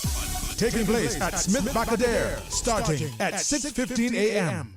The government claims the cruise berthing facility won't cost us a penny. It will be paid for by the cruise partner who use it, not by our people or our government. The fact is, you will be paying. Because government is going to give the consortium development team, led by Royal Caribbean and Carnival, a portion of the cruise revenue that is currently being banked by government. What's more, we will be repaying them $450 million. $250 million more than what the facility even costs. It's your vote, your future. So make a decision based on fact. You deserve the whole truth. Ambitious, determined, beautiful, and unapologetically uncompromising. You have set the bar high. Now let High Fashion and Design Studio take you to the next level. Full service hair and nail salon carrying the top designer brands. Calvin Klein, Nine West, shoes, clothing, accessories, quality dressmaking, tailoring, and custom designs. High Fashion and Design Studio, located in Cayman Trade Center, 199 Eastern Avenue, across from Bananas Restaurant. Call 945-4415 to book your high fashion and design experience today. Be bold, be true, be you. Headlines. With the latest headlines. One of Cayman's bright and shining young stars. Local, regional, international. Headlines. Turning to international news. Updates on the hour between 7 a.m. and 6 p.m. on weekdays. All the news when you want it. Tune in to Radio Cayman for hourly headlines of the day's top stories. Radio Cayman, your voice, your choice, your radio. Talk today. But I do have some questions.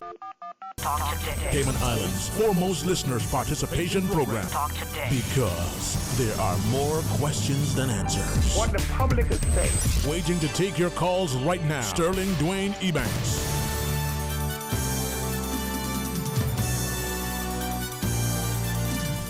Hey, good afternoon and welcome back. And thank you so much for joining us. And as you're listening, may I invite you to be a part of our next discussion. And if you feel, well, I'm off base, hey, I'm not going to tell you that I'm tall, but I can tell you I have imbued with a strong sense of confidence and self-esteem, and more importantly, surrounded by some wonderful people who keep me grounded.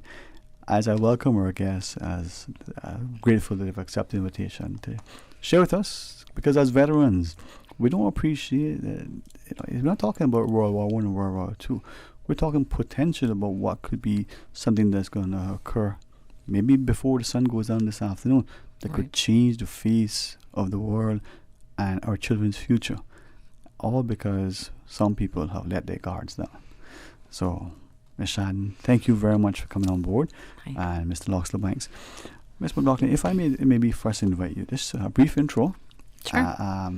But go right ahead, because I'm just here in awe.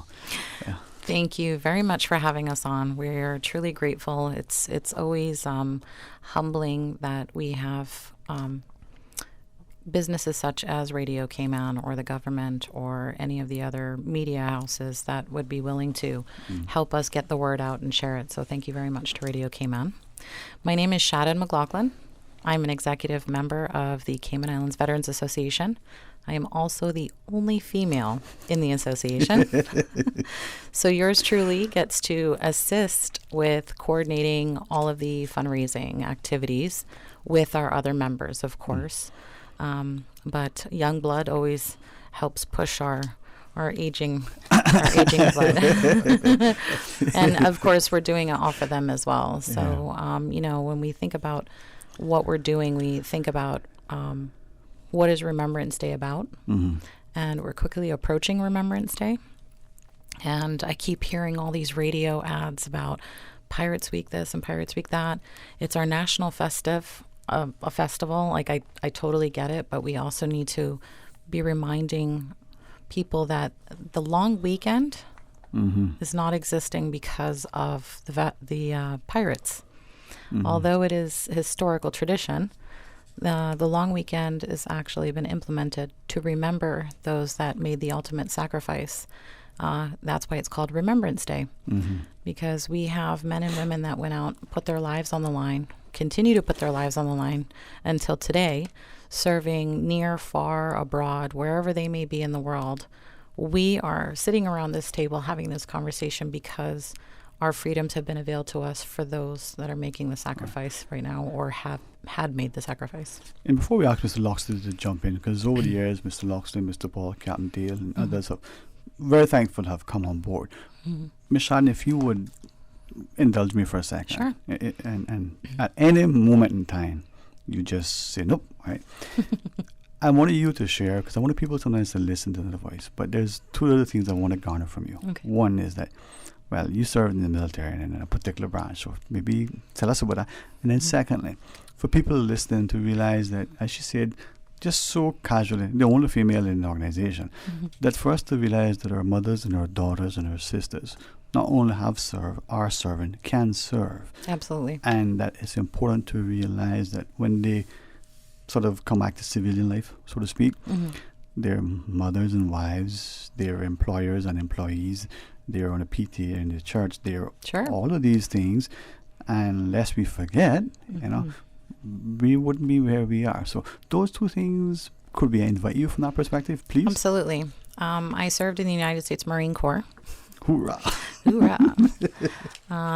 For 2 years. I was medically injured, so I am considered a disabled veteran.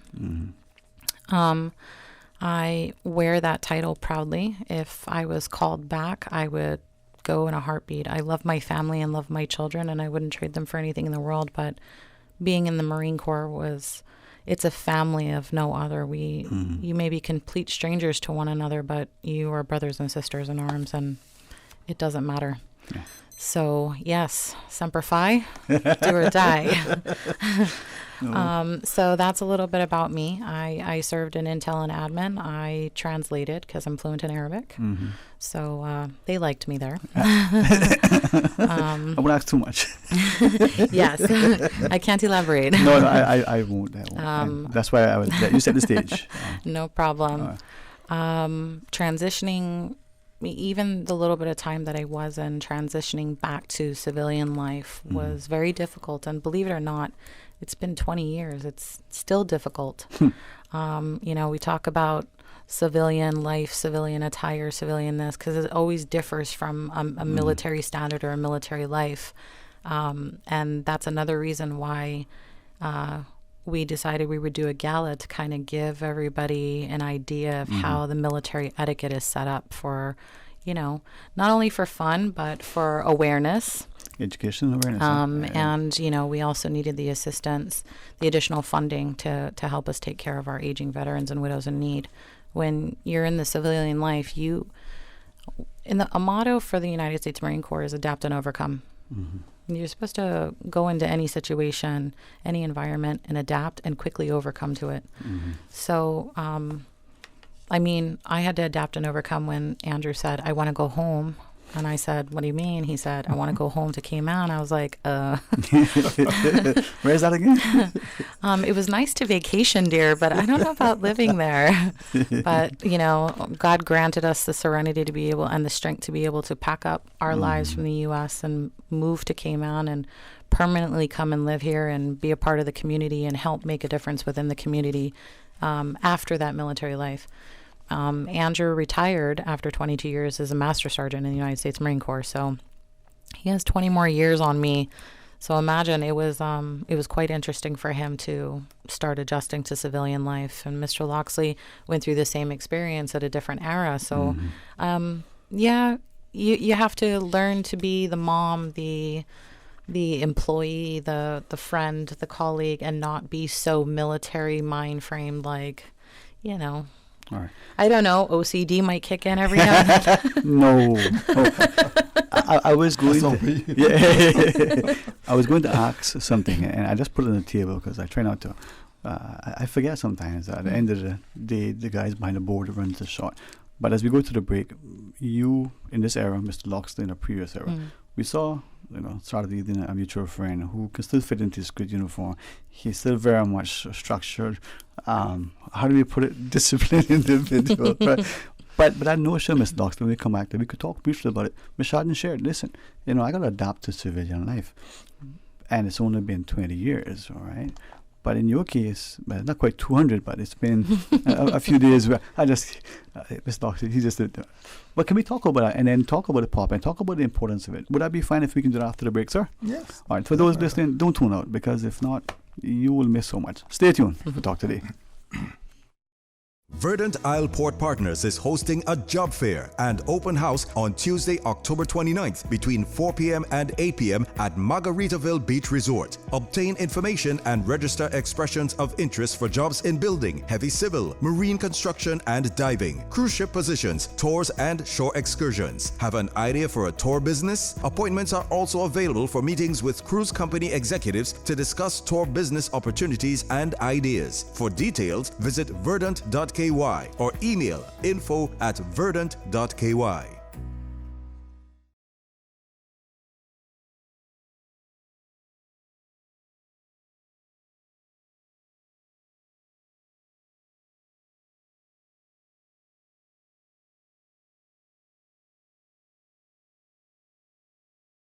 CUC advises participants in the Green Iguana Culling Program to exercise extreme caution around the CUC's poles and power lines, especially when extracting iguanas from trees or branches that are in close proximity to poles and power lines. Participants should keep all objects such as poles, sticks, or hooks away from any CUC equipment to avoid any electrical contact. For further information, please contact our customer service team at 949-5200 or via email at service@cuc.ky.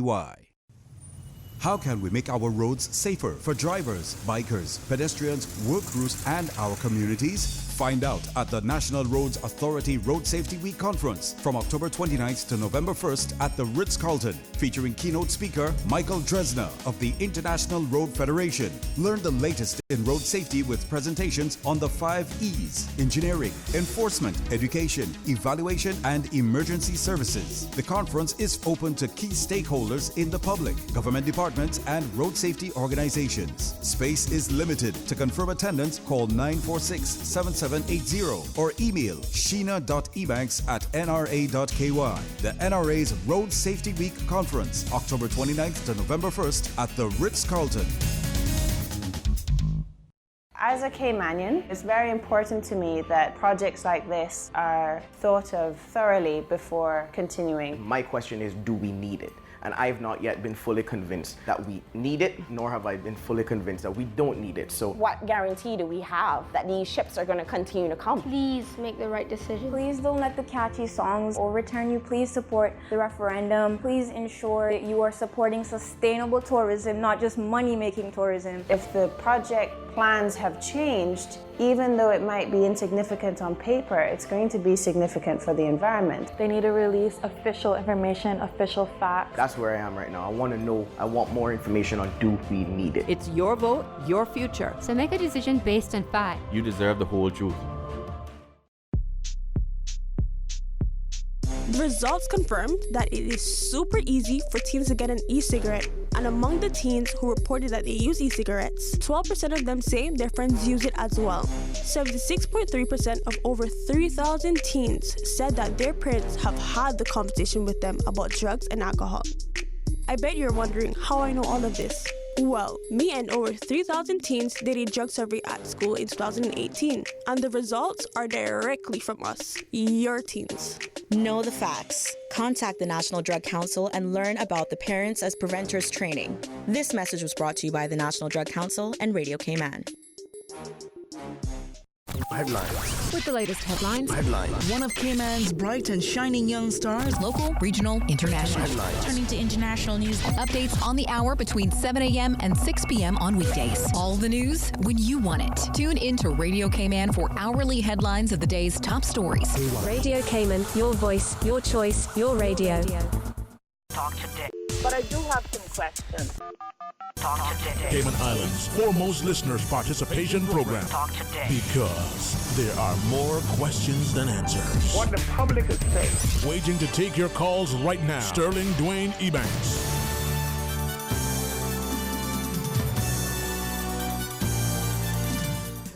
Good afternoon and welcome back. Thanks so much for joining us, and especially honored public thanks to veterans joining us, Mr. Loxley Banks, Master Sergeant Andrew McLaughlin, and Shad McLaughlin. Now, Mr. Andrew, can I say you're better, as you call it, 9/10? That's fine? That's fine with me. That's fine with you? It might be on, I don't know. But don't worry, man, because you're so handsome, we don't need to hear your voice, we just see your face, and it's all good. Thanks for joining us. But before we kind of come to you in a second, I was just asking Mr. Loxley, just before we went to the break, this notion that, whether it was World War II or whether it was just recent service. Mr. Loxley? Yeah, well, before I dive into that, it was mentioned earlier that Shadden is the only female in our organization. But in about 4 weeks, there is a Army Ranger female whose grandfather was in the Trinidadian Navy, the Royal Trinidadian Navy, all the Cayman boys that went off to. So, and I bring that in just to show how Caymanians, it follows us all down the track. Yep. And but your question was about. Well, as you share that, and I do apologize, I recognize that sometimes I've got a clock and I don't realize. So 2 o'clock is not that far away, so we have the news. But as you shared that, we had, whether it's in the Trinidad Royal Navy, right? Because back then Trinidad was British, World War II was in flow. And we have the young lady there, the granddaughter. But we also have some who, was it the first Desert Storm? Was that what it's called? Not Desert Shield, but Desert Storm. Desert Storm. Right? So even then and now, we still had the grandchildren of some of the same Caymanians who served then, who are now out in civilian life. That idea of service, prior to the break, you joined us. I was speaking to DJ Lynn and inviting him. What happened to our people where we were of service to our country? We quickly went, whether it's to the US or the UK, and said, hey, there's a war effort. We would like to be a part of it because we believe this thing. Now, maybe in the interest of making sure that the discussion isn't abbreviated, Master Sergeant, from your perspective, as we see the veterans, maybe some of us look at it and only think of World War II, for instance, because that may be your best recollection for the Cayman context, but not appreciating that they could be as old as Methuselah, or they could be, relatively young in their 30s or 20s. Yeah, easy. 20s. 20s. We have active duty right now. Right. And we don't have a context because there isn't any conflict that we are aware of. So we dismiss it without appreciating that this freedoms we enjoy was because of that sacrifice and service. And it still takes those same people, even during peacetime, no conflict, they're there and they preclude anything like that from happening. We stand up in uniform and say, not today, Bobo, not on my watch. And that's why it's important that people continue to serve, because it's a show of force. And the United States is very good at doing that. When something goes on, they pull everyone together and say, hey, this is what you have to deal with if you want to deal with us. Right. And it's been beautiful. The U.S. and Great Britain, the UK, have always been able to come together. And that's an unstoppable force when the two of them join forces. Yeah. Well, it is said it is as difficult to keep the peace as to win the war. Yeah. Or more so. Yeah, so sometimes more difficult. More difficult. Yeah. Because when you go to war, you kind of narrow things down.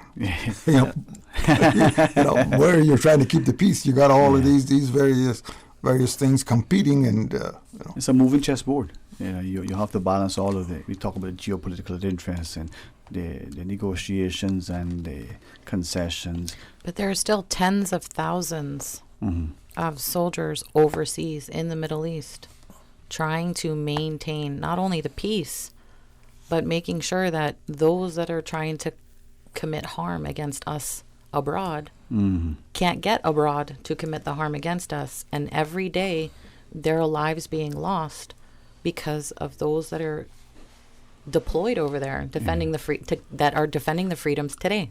I think December 7, 1941 was a great awakening for the Western world, because you thought you had that Atlantic Ocean between, and December 7th woke everybody up, and I think they've been a little bit alive ever since then. Made the world a smaller place. Yes. Well, that's just something that I was reminisce, not reminisce is the wrong word, or reflect on, in that here we are in Cayman. So our parents and grandparents would tell us the stories of German U-boats. Hard to believe, huh? Yeah, just off the shore of, the North Sound or 7 Mile Beach. Southwest Point. Right? Northwest Point, yeah. And you living on Grand Cayman, in particular, that's where I grew up, you had to be in darkness so that you can imagine, you're not in the war, you're so far away from all. Still affected. So but the light would give you away. But and you were so affected by it. And if you hear the stories of the people who were children then tell you now, it has affected them in many ways. Let's take a break.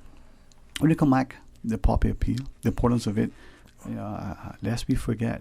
I like the idea that I can go out, even as a civil servant probably, I'm not so sure, and criticize publicly, respectfully, responsibly. But as a private citizen, I have the freedom to do that. Correct. And yet, some of us take it for granted. We don't do it, or when we do it, we don't do it responsibly and respectfully. And there are people that can't, even if they wanted to. Anyway, maybe I'm off base, but let's see. Let's pause and take a break. When we come back, more talk today. You are listening to Radio Cayman, the voice of the Cayman Islands. Today's biggest news. Radio Cayman. It's only 2 species that we have on the island. Generations present. Your voice, your choice. For today's biggest news. Access information. Local, regional, international. This is headlines from Radio Cayman's newsroom team. Today's biggest news. The Rotary Club of Grand Cayman Sunrise joins Rotary clubs around the world on October 24th, today, for World Polio Day, which will mark historic progress towards a polio-free world. The Rotary Sunrise, in collaboration with the Public Health Department, will host a special presentation beginning at 6:15 p.m. in the atrium of the Georgetown Hospital. The event features a video update on efforts to eradicate polio globally. The group will also illuminate the Cayman Islands Hospital with the End Polio Now logo. Good afternoon, I'm Dion Anglin with your headlines and news elsewhere. Boris Johnson has said he will give MPs more time to debate his Brexit deal, but only if they agree to a December 12th general election. The Prime Minister told the BBC he expected the EU to grant an extension to his October 31st deadline, even though he really did not want one.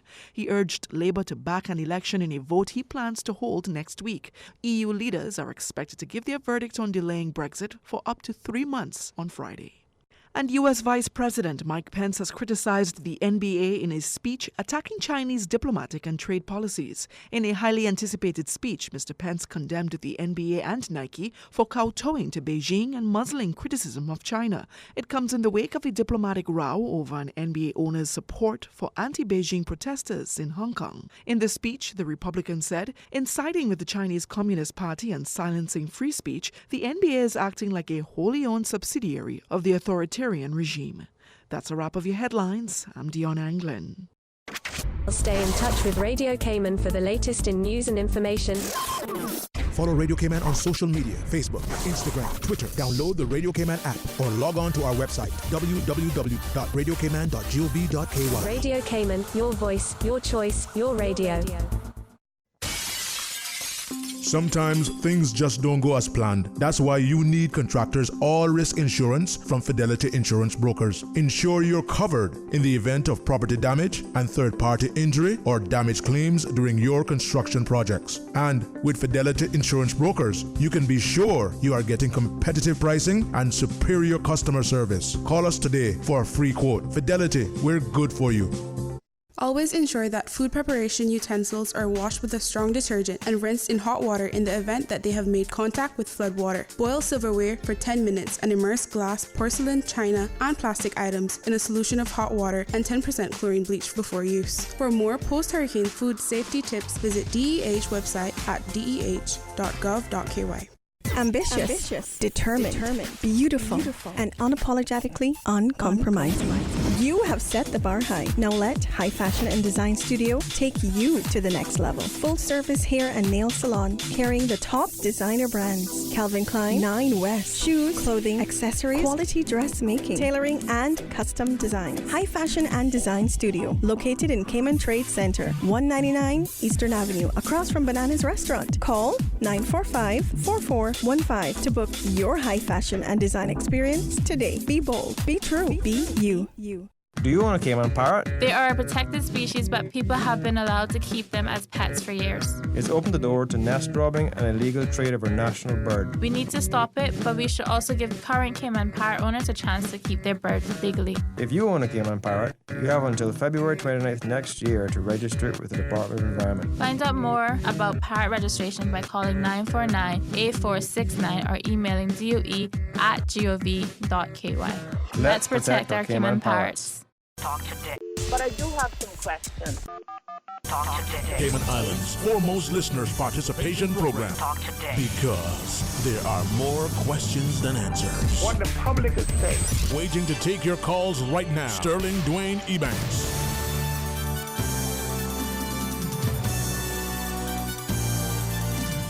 Hey, good afternoon and welcome back to Talk Today. Thanks for joining us, and thanks again, not only to the individuals, but if I may say, hopefully properly, for your employers, if you go back a little bit, because the host kept you a little bit long, that's fine. There'll be a little understanding.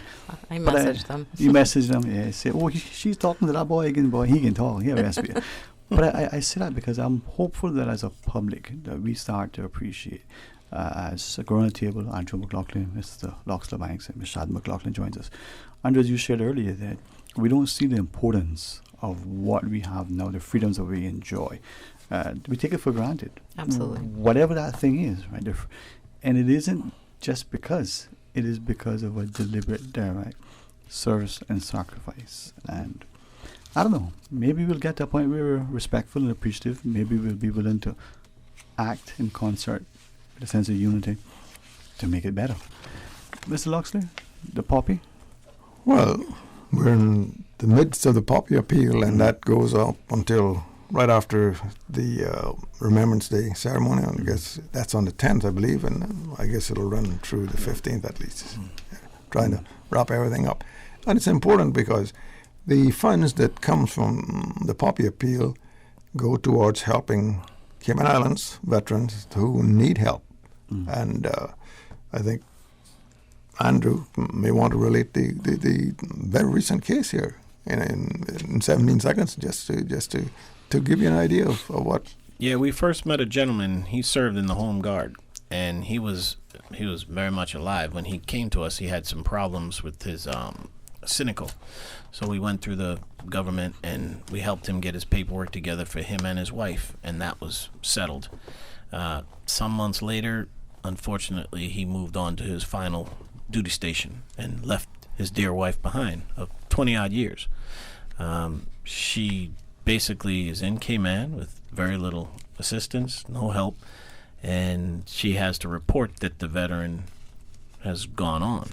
And when she does, unfortunately, she gave information that goes against the rules that indicated that she did not have a residence in the Cayman Islands. So therefore, you no longer rate the assistance. You must be resident in the Cayman Islands. And that is pretty cut and dry. So she went away with no help, virtually no family, and, wasn't in a very good position in her residence. And she finally came and contacted the Veterans Association and said, hey, I remember you guys because you helped us before. Can you help me now? I need help. And we have been able to work with her and find her a place to stay and assist her with food and whatever she needs through the benevolence of others that have donated to the Veterans Association. And I'm happy to say that now she has the requirements fulfilled, so we can go back to the appropriate government department and say, okay, now this person is resident in the Cayman Islands and she needs your help. But Sterling, bear in mind that it's not only the veterans we're assisting, it's also their widows. Mm-hmm. So that's where this comes into play. And thanks for emphasizing that, because I think we don't appreciate often enough that we talk about the veterans, but we don't see the extended families. Families, yeah. Right? And, two individuals grow up. They could be even cousins or best friends. one enters the military service, that one that's left behind feels it, experience it, not knowing what's happening. Maybe when the person returns, having to live alongside a person, go through the ordeal, go through the experiences, relive the things. Because it's not like you get up in the morning, go to work, and come home, and go to sleep, and get up in the morning, go to work, and come home. It's a little bit different, I think. Much different. And there are veterans, widows here from World War II, who served in World War II, who made a big old sacrifice so that we can enjoy what we have here today. We assist up to 12 people in a given month. But then regularly. If I could ask, because I'm thinking that most schools are out this week, and maybe this evening parents are not quite sure what discussion to have.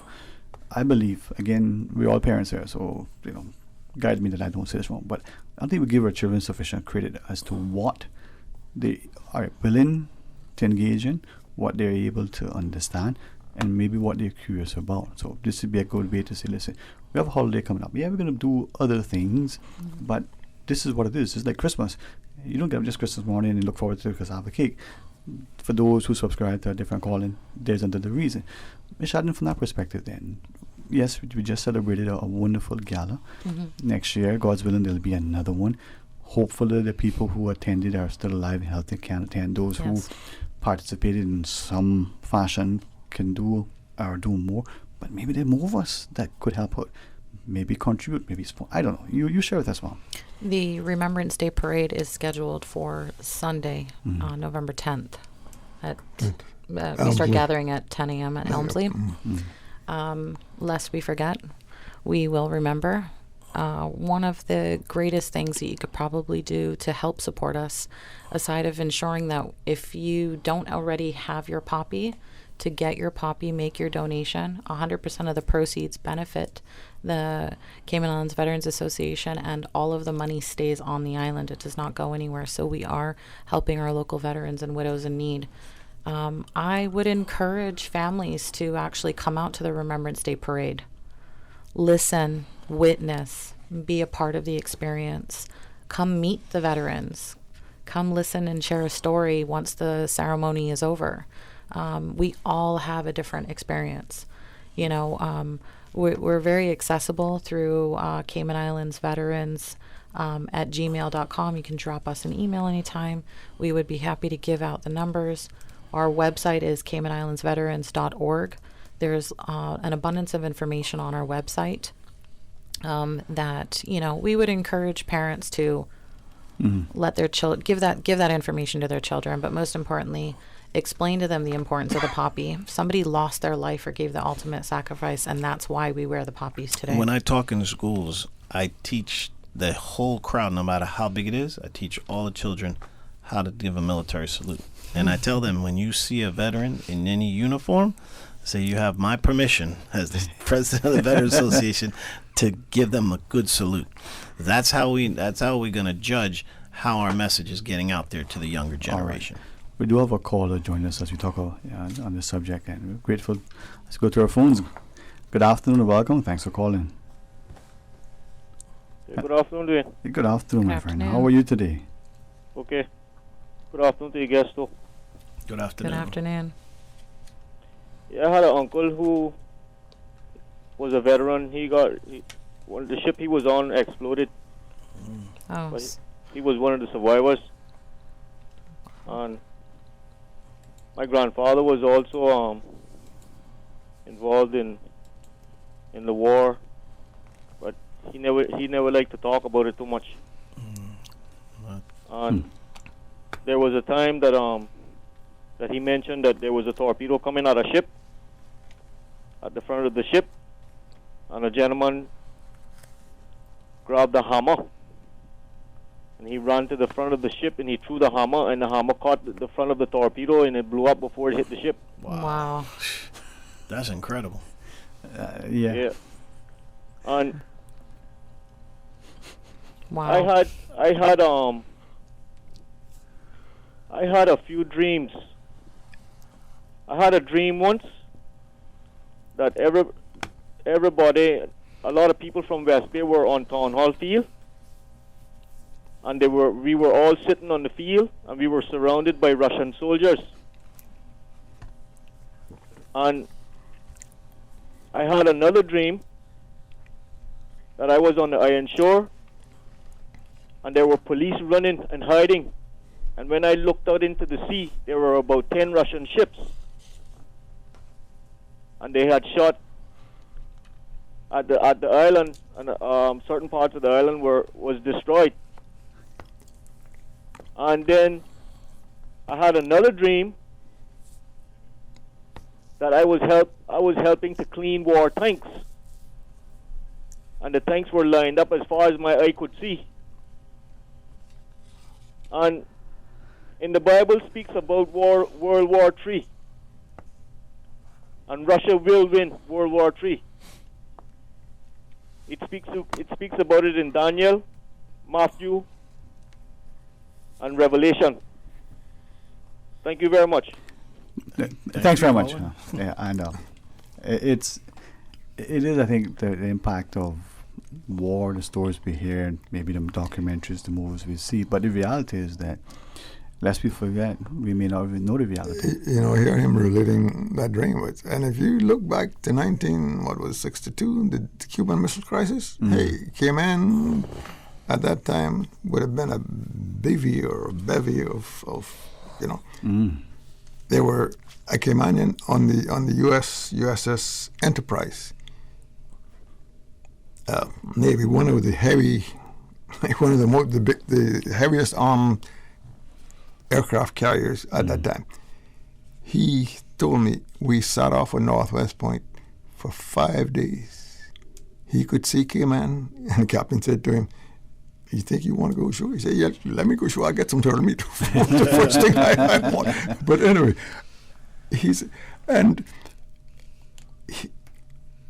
people don't realize how close we came to being really deeply involved in, because believe you me, it was a trying time. I mean, South Florida was nothing but a bank of batteries all along the coastline. Yeah, I mean, you look at the military blockade. We can look at the history, whatever classes we study, whether it's in high school, primary school, in some cases middle school or university, and we can see from that context. But from the Cayman perspective, we can talk to most of the men, our fathers and uncles and grandfathers, and who were there, who were connected, the people that were alive there. Maybe the reality is that the landscape would be that much, not just different, but different. But if you don't mind me just addressing the caller real quick, I just want to say thank you for calling in.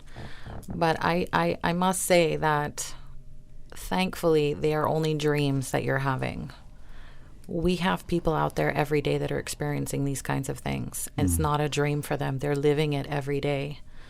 And they have to try and stay alive to come home and not dream about those things. But thank you for your call, and thank you for your family sacrifices that they did provide to the islands during that time. If I might, and I'll ask you to guide me, because sometimes when I think of the things before us, some of us, maybe we're not prepared, maybe we're not able, because it's so far down, we're so far removed. But Andrew, as you shared earlier, the veterans, through the benevolence of the community, are able to assist in one respect. It many times goes unnoticed, unpublished, because with just a sense of humility, but there's also a respect for privacy and confidentiality and the like. Whether this is a nation that is as wealthy as we were told, we certainly know there's a wealth of people who are willing to help for those who helped this time. But maybe we can start thinking, governments, companies with their budgets, people with their personnel, what can we do? Because what is it that said? You only as strong as your weakest link. You want to show how good you are by the treatment you show to others who may not be as fortunate, who may be a little bit more downtrodden. Right. So I don't know. What do you think? Well, I think if I might jump in here, I think you know that the poppy appeal has been in Cayman from time I rode my bicycle around in elementary school. Taking poppies. Those days we took the poppies around to each house and said, this is a puppy, and you want to give me a 3 or 6 months or whatever. This was basically how we got the donations back in those days. Yes, sir. And now, I mean, these days, I think within the next 3 or 4 weeks, you'll see veterans representatives at many of the local outlets. They'll be shaking a little red can, and it's a good time to, lest we forget, and make a contribution to the puppy appeal. Especially the Fosters. Fosters has reached out and really embraced us in our plight for fundraising and allowed us in many of their stores. Yeah.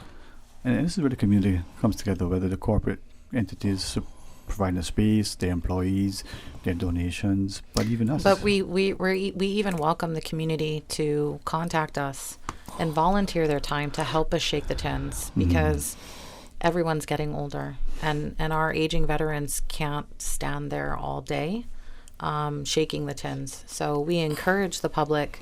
The children gotta earn community service hours, and people just out of the goodness of their heart, they want to help. So if you want to help, you can reach out and contact us. If you're a company and you're willing to invite us to have a bin in your company where people have the opportunity to get their poppies and make donations, we're welcoming that as well. Right. It's something you shared earlier, and hopefully we don't miss it. We're passing the mantle. Companies talk about succession planning. A good sports franchise wants to make sure that winning season continues by getting and developing new talent.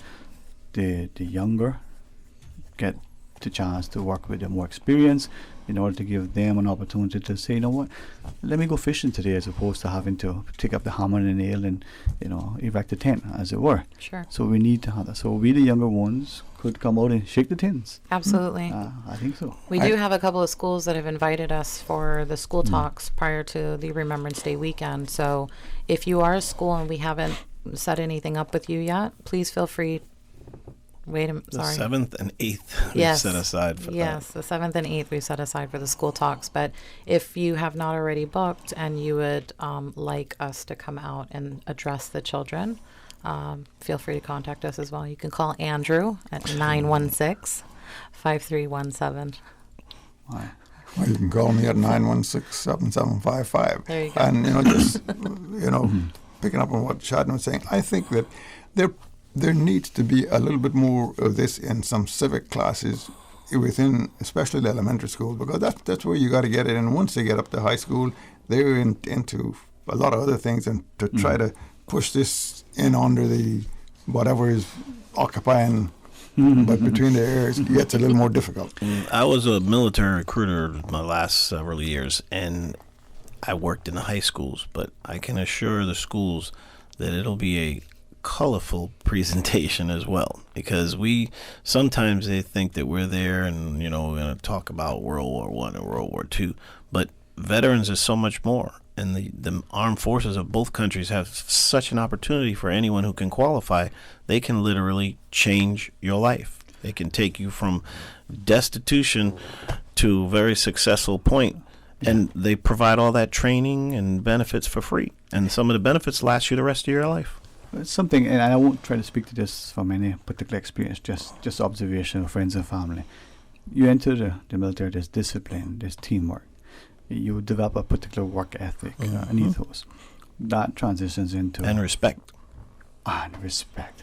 Above all, right? Above all, respect. And for your elders, for yourself. Co-workers, for yourself, absolutely. For yourself. So when you come back into your workplace, whether you're the employer, sole employer and employee of your own entrepreneurial endeavor, or whether you're just one of many, you come to the table with a skill set.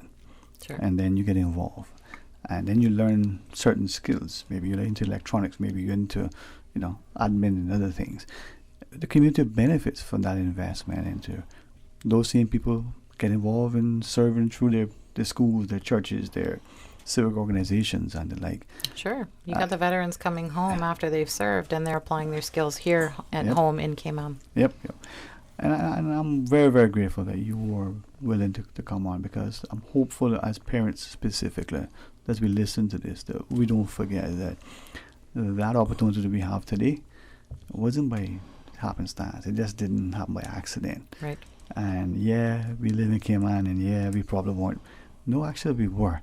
And whether it was World War II, whether it was the Cuban Missile Crisis, maybe something else that's brewing somewhere the next to us. Stuxnet could be a target of us, right? You just never know. I don't know. I don't think that we appreciate how small the world is sometimes. No, the world is compact now. It's you know. A good step is the new talks of the regiment that have been passed around from the UK Minister for Defence. Yeah, well, that's a great step. Providing we can get the participation of the community. I won't delve into that just yet. Still have your reservation? No, I have my views. No? Let's put it that. No, but the thing, you know what? Let me not do that for now. But another time. Another time. It's just a larger extension of something like the Red Cross. That we're gonna start by being able to assist ourselves and others during bad weather. Yeah. You see, but I always look at this and talk about the greater good, and when people can bring together collected resources, experience, and expertise, and when they can, let's use the Cayman context of. Unfortunately, there's a natural disaster, and you got people who can leverage their talents, and they come together. The Red Cross, the CERTs, those sort of civic organizations that can use a civilian defense force of some sort. Almost sounds like an oxymoron, but to benefit the community because we're not under an immediate threat of conscription and the like. And this is what I was asking Mashad earlier, that the public listening and they're thinking, well, I don't necessarily know how, or the company that's listening, why not show, yes, there's an opportunity, donate, sponsor a table, put $10,000 into the kitty, put $1 million. I don't know what your resource is, but do it lovingly. You may have $1, you may have $1 million. Just do it lovingly. It all adds up. Yeah. It does. So for those who want to maybe find out more about the veterans, maybe want to make a donation, maybe want to volunteer, shake the tins, can we? And if so, how can we get involved? So let me start with giving Andrew's number out again. Yes, please. 916-5317, Mr. Loxley. 916-7755. And you can also reach me on 926-5189. And if I can find Paul's number, I'm sure he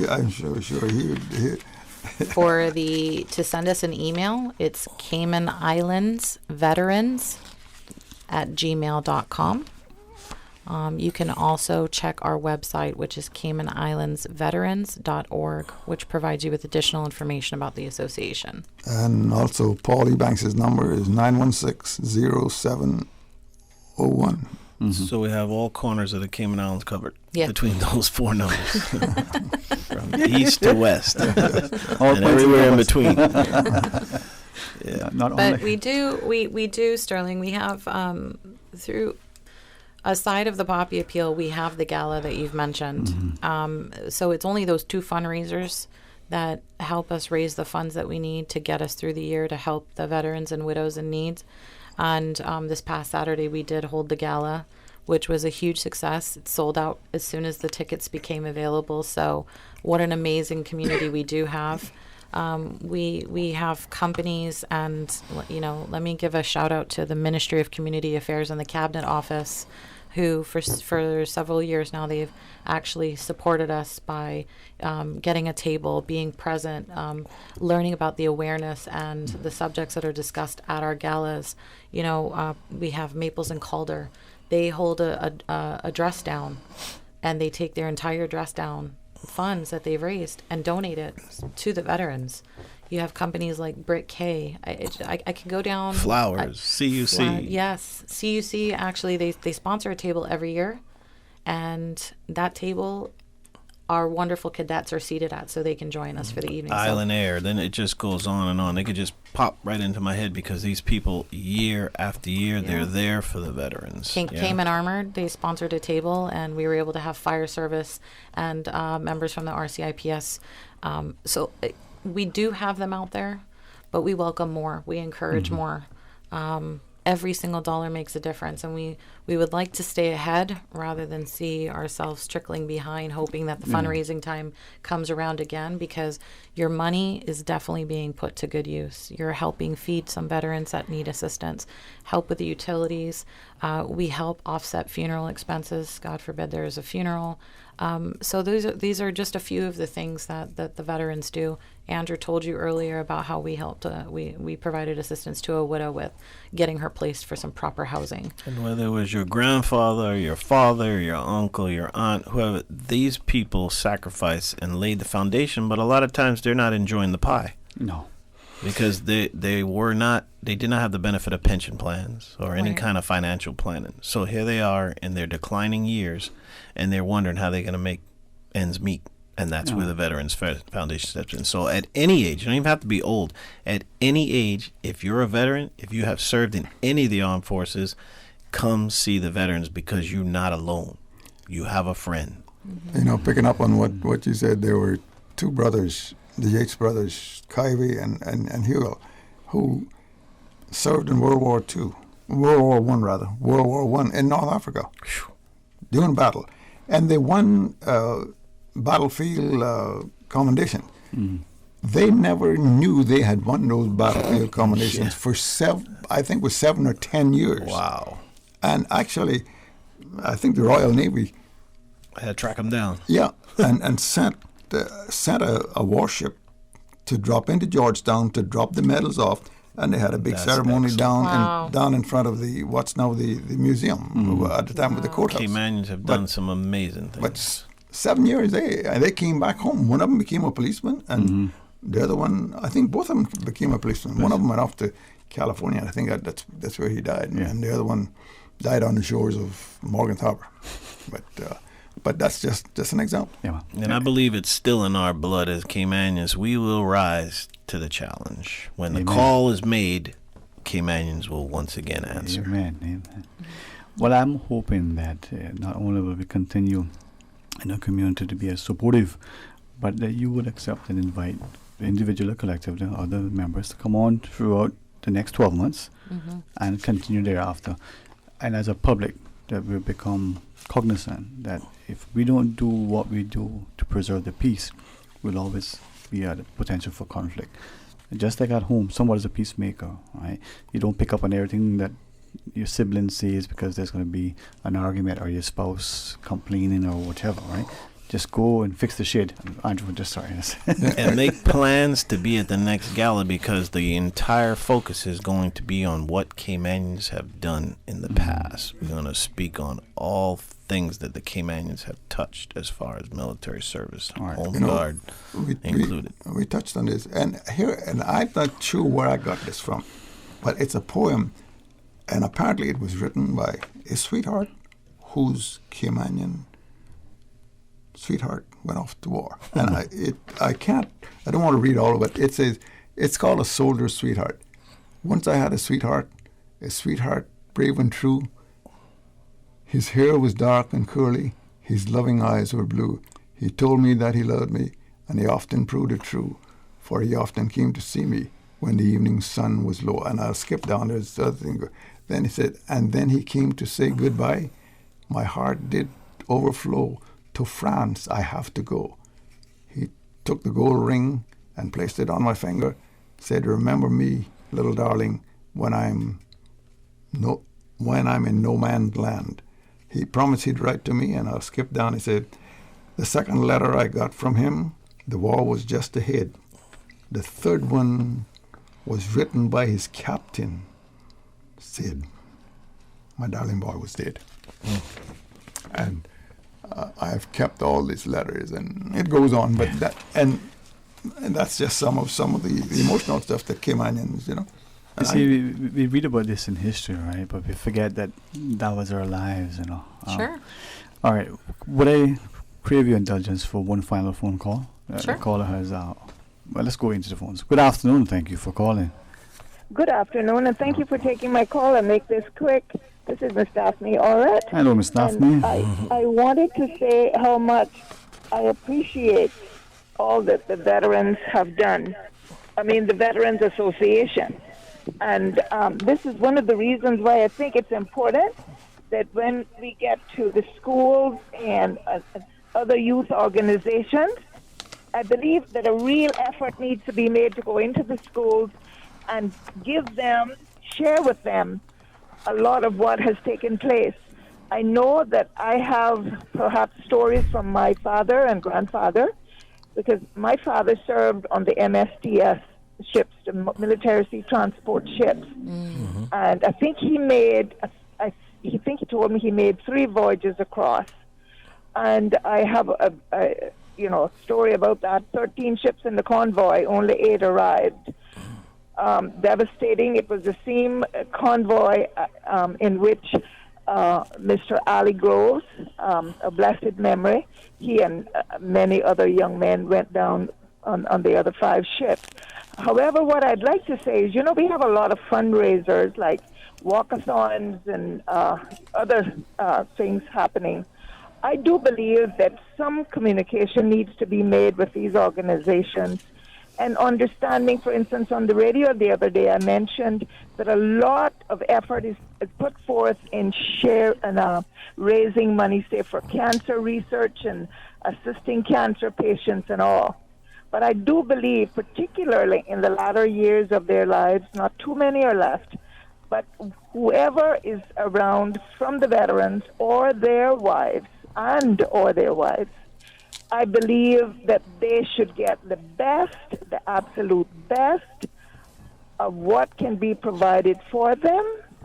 And so if some of these organizations that raise funds can see fit to share, say, even one of those fundraising efforts with the veterans, I think it would be great. Mm-hmm. Thank you again. The veterans have made a great contribution, not just to Cayman, to the world. Thank you. Thanks, Miss Daphne. Thanks, Miss Daphne.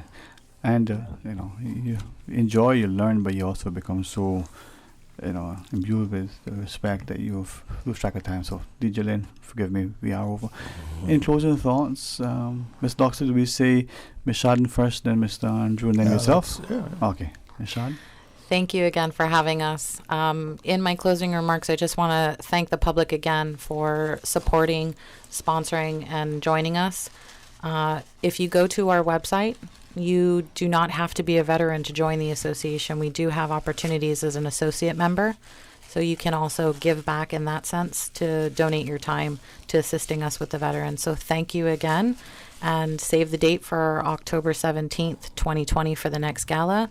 And please remember to wear your poppies proud. Make sure you get your poppy, and the Remembrance Day Parade is November 10th, so please join us. And I just want to publicly apologize to anybody who got fined because of this. Thank you for that support. No more colorful socks at the gala. I won't give away all our secrets. No, don't say it. But I would like to make a call out as the president of the Veterans Association to all veterans, young and old.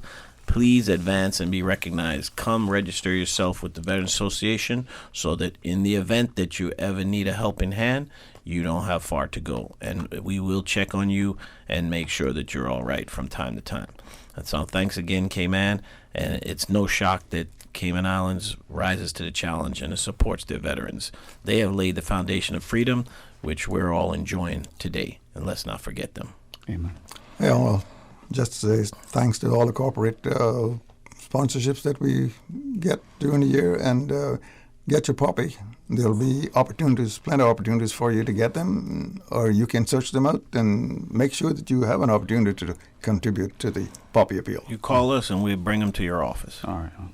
Thanks very much. And it truly is an honor to sit here and to listen to you, to share with you. And hopefully we do so respectfully, but we're very appreciative. Thank you. And to our community, as Mr. Loxton, Mishad, and Andrew shared, we continue to be supportive, but let's find where we can even, if possible, do even more. All right. Enjoy the rest of your afternoon. Join us tomorrow because we got some interesting things in store for you as well. But we invite you to start your day off, listen to Mr. Art for the record, and then whatever you do, don't go too far because you're going to be a part of what we have in store for Talk Today. Until then, be blessed. Talk Today is brought to you by Fidelity Bank. For all your banking needs, visit fidelitygroup.com. Fidelity, we're good for you.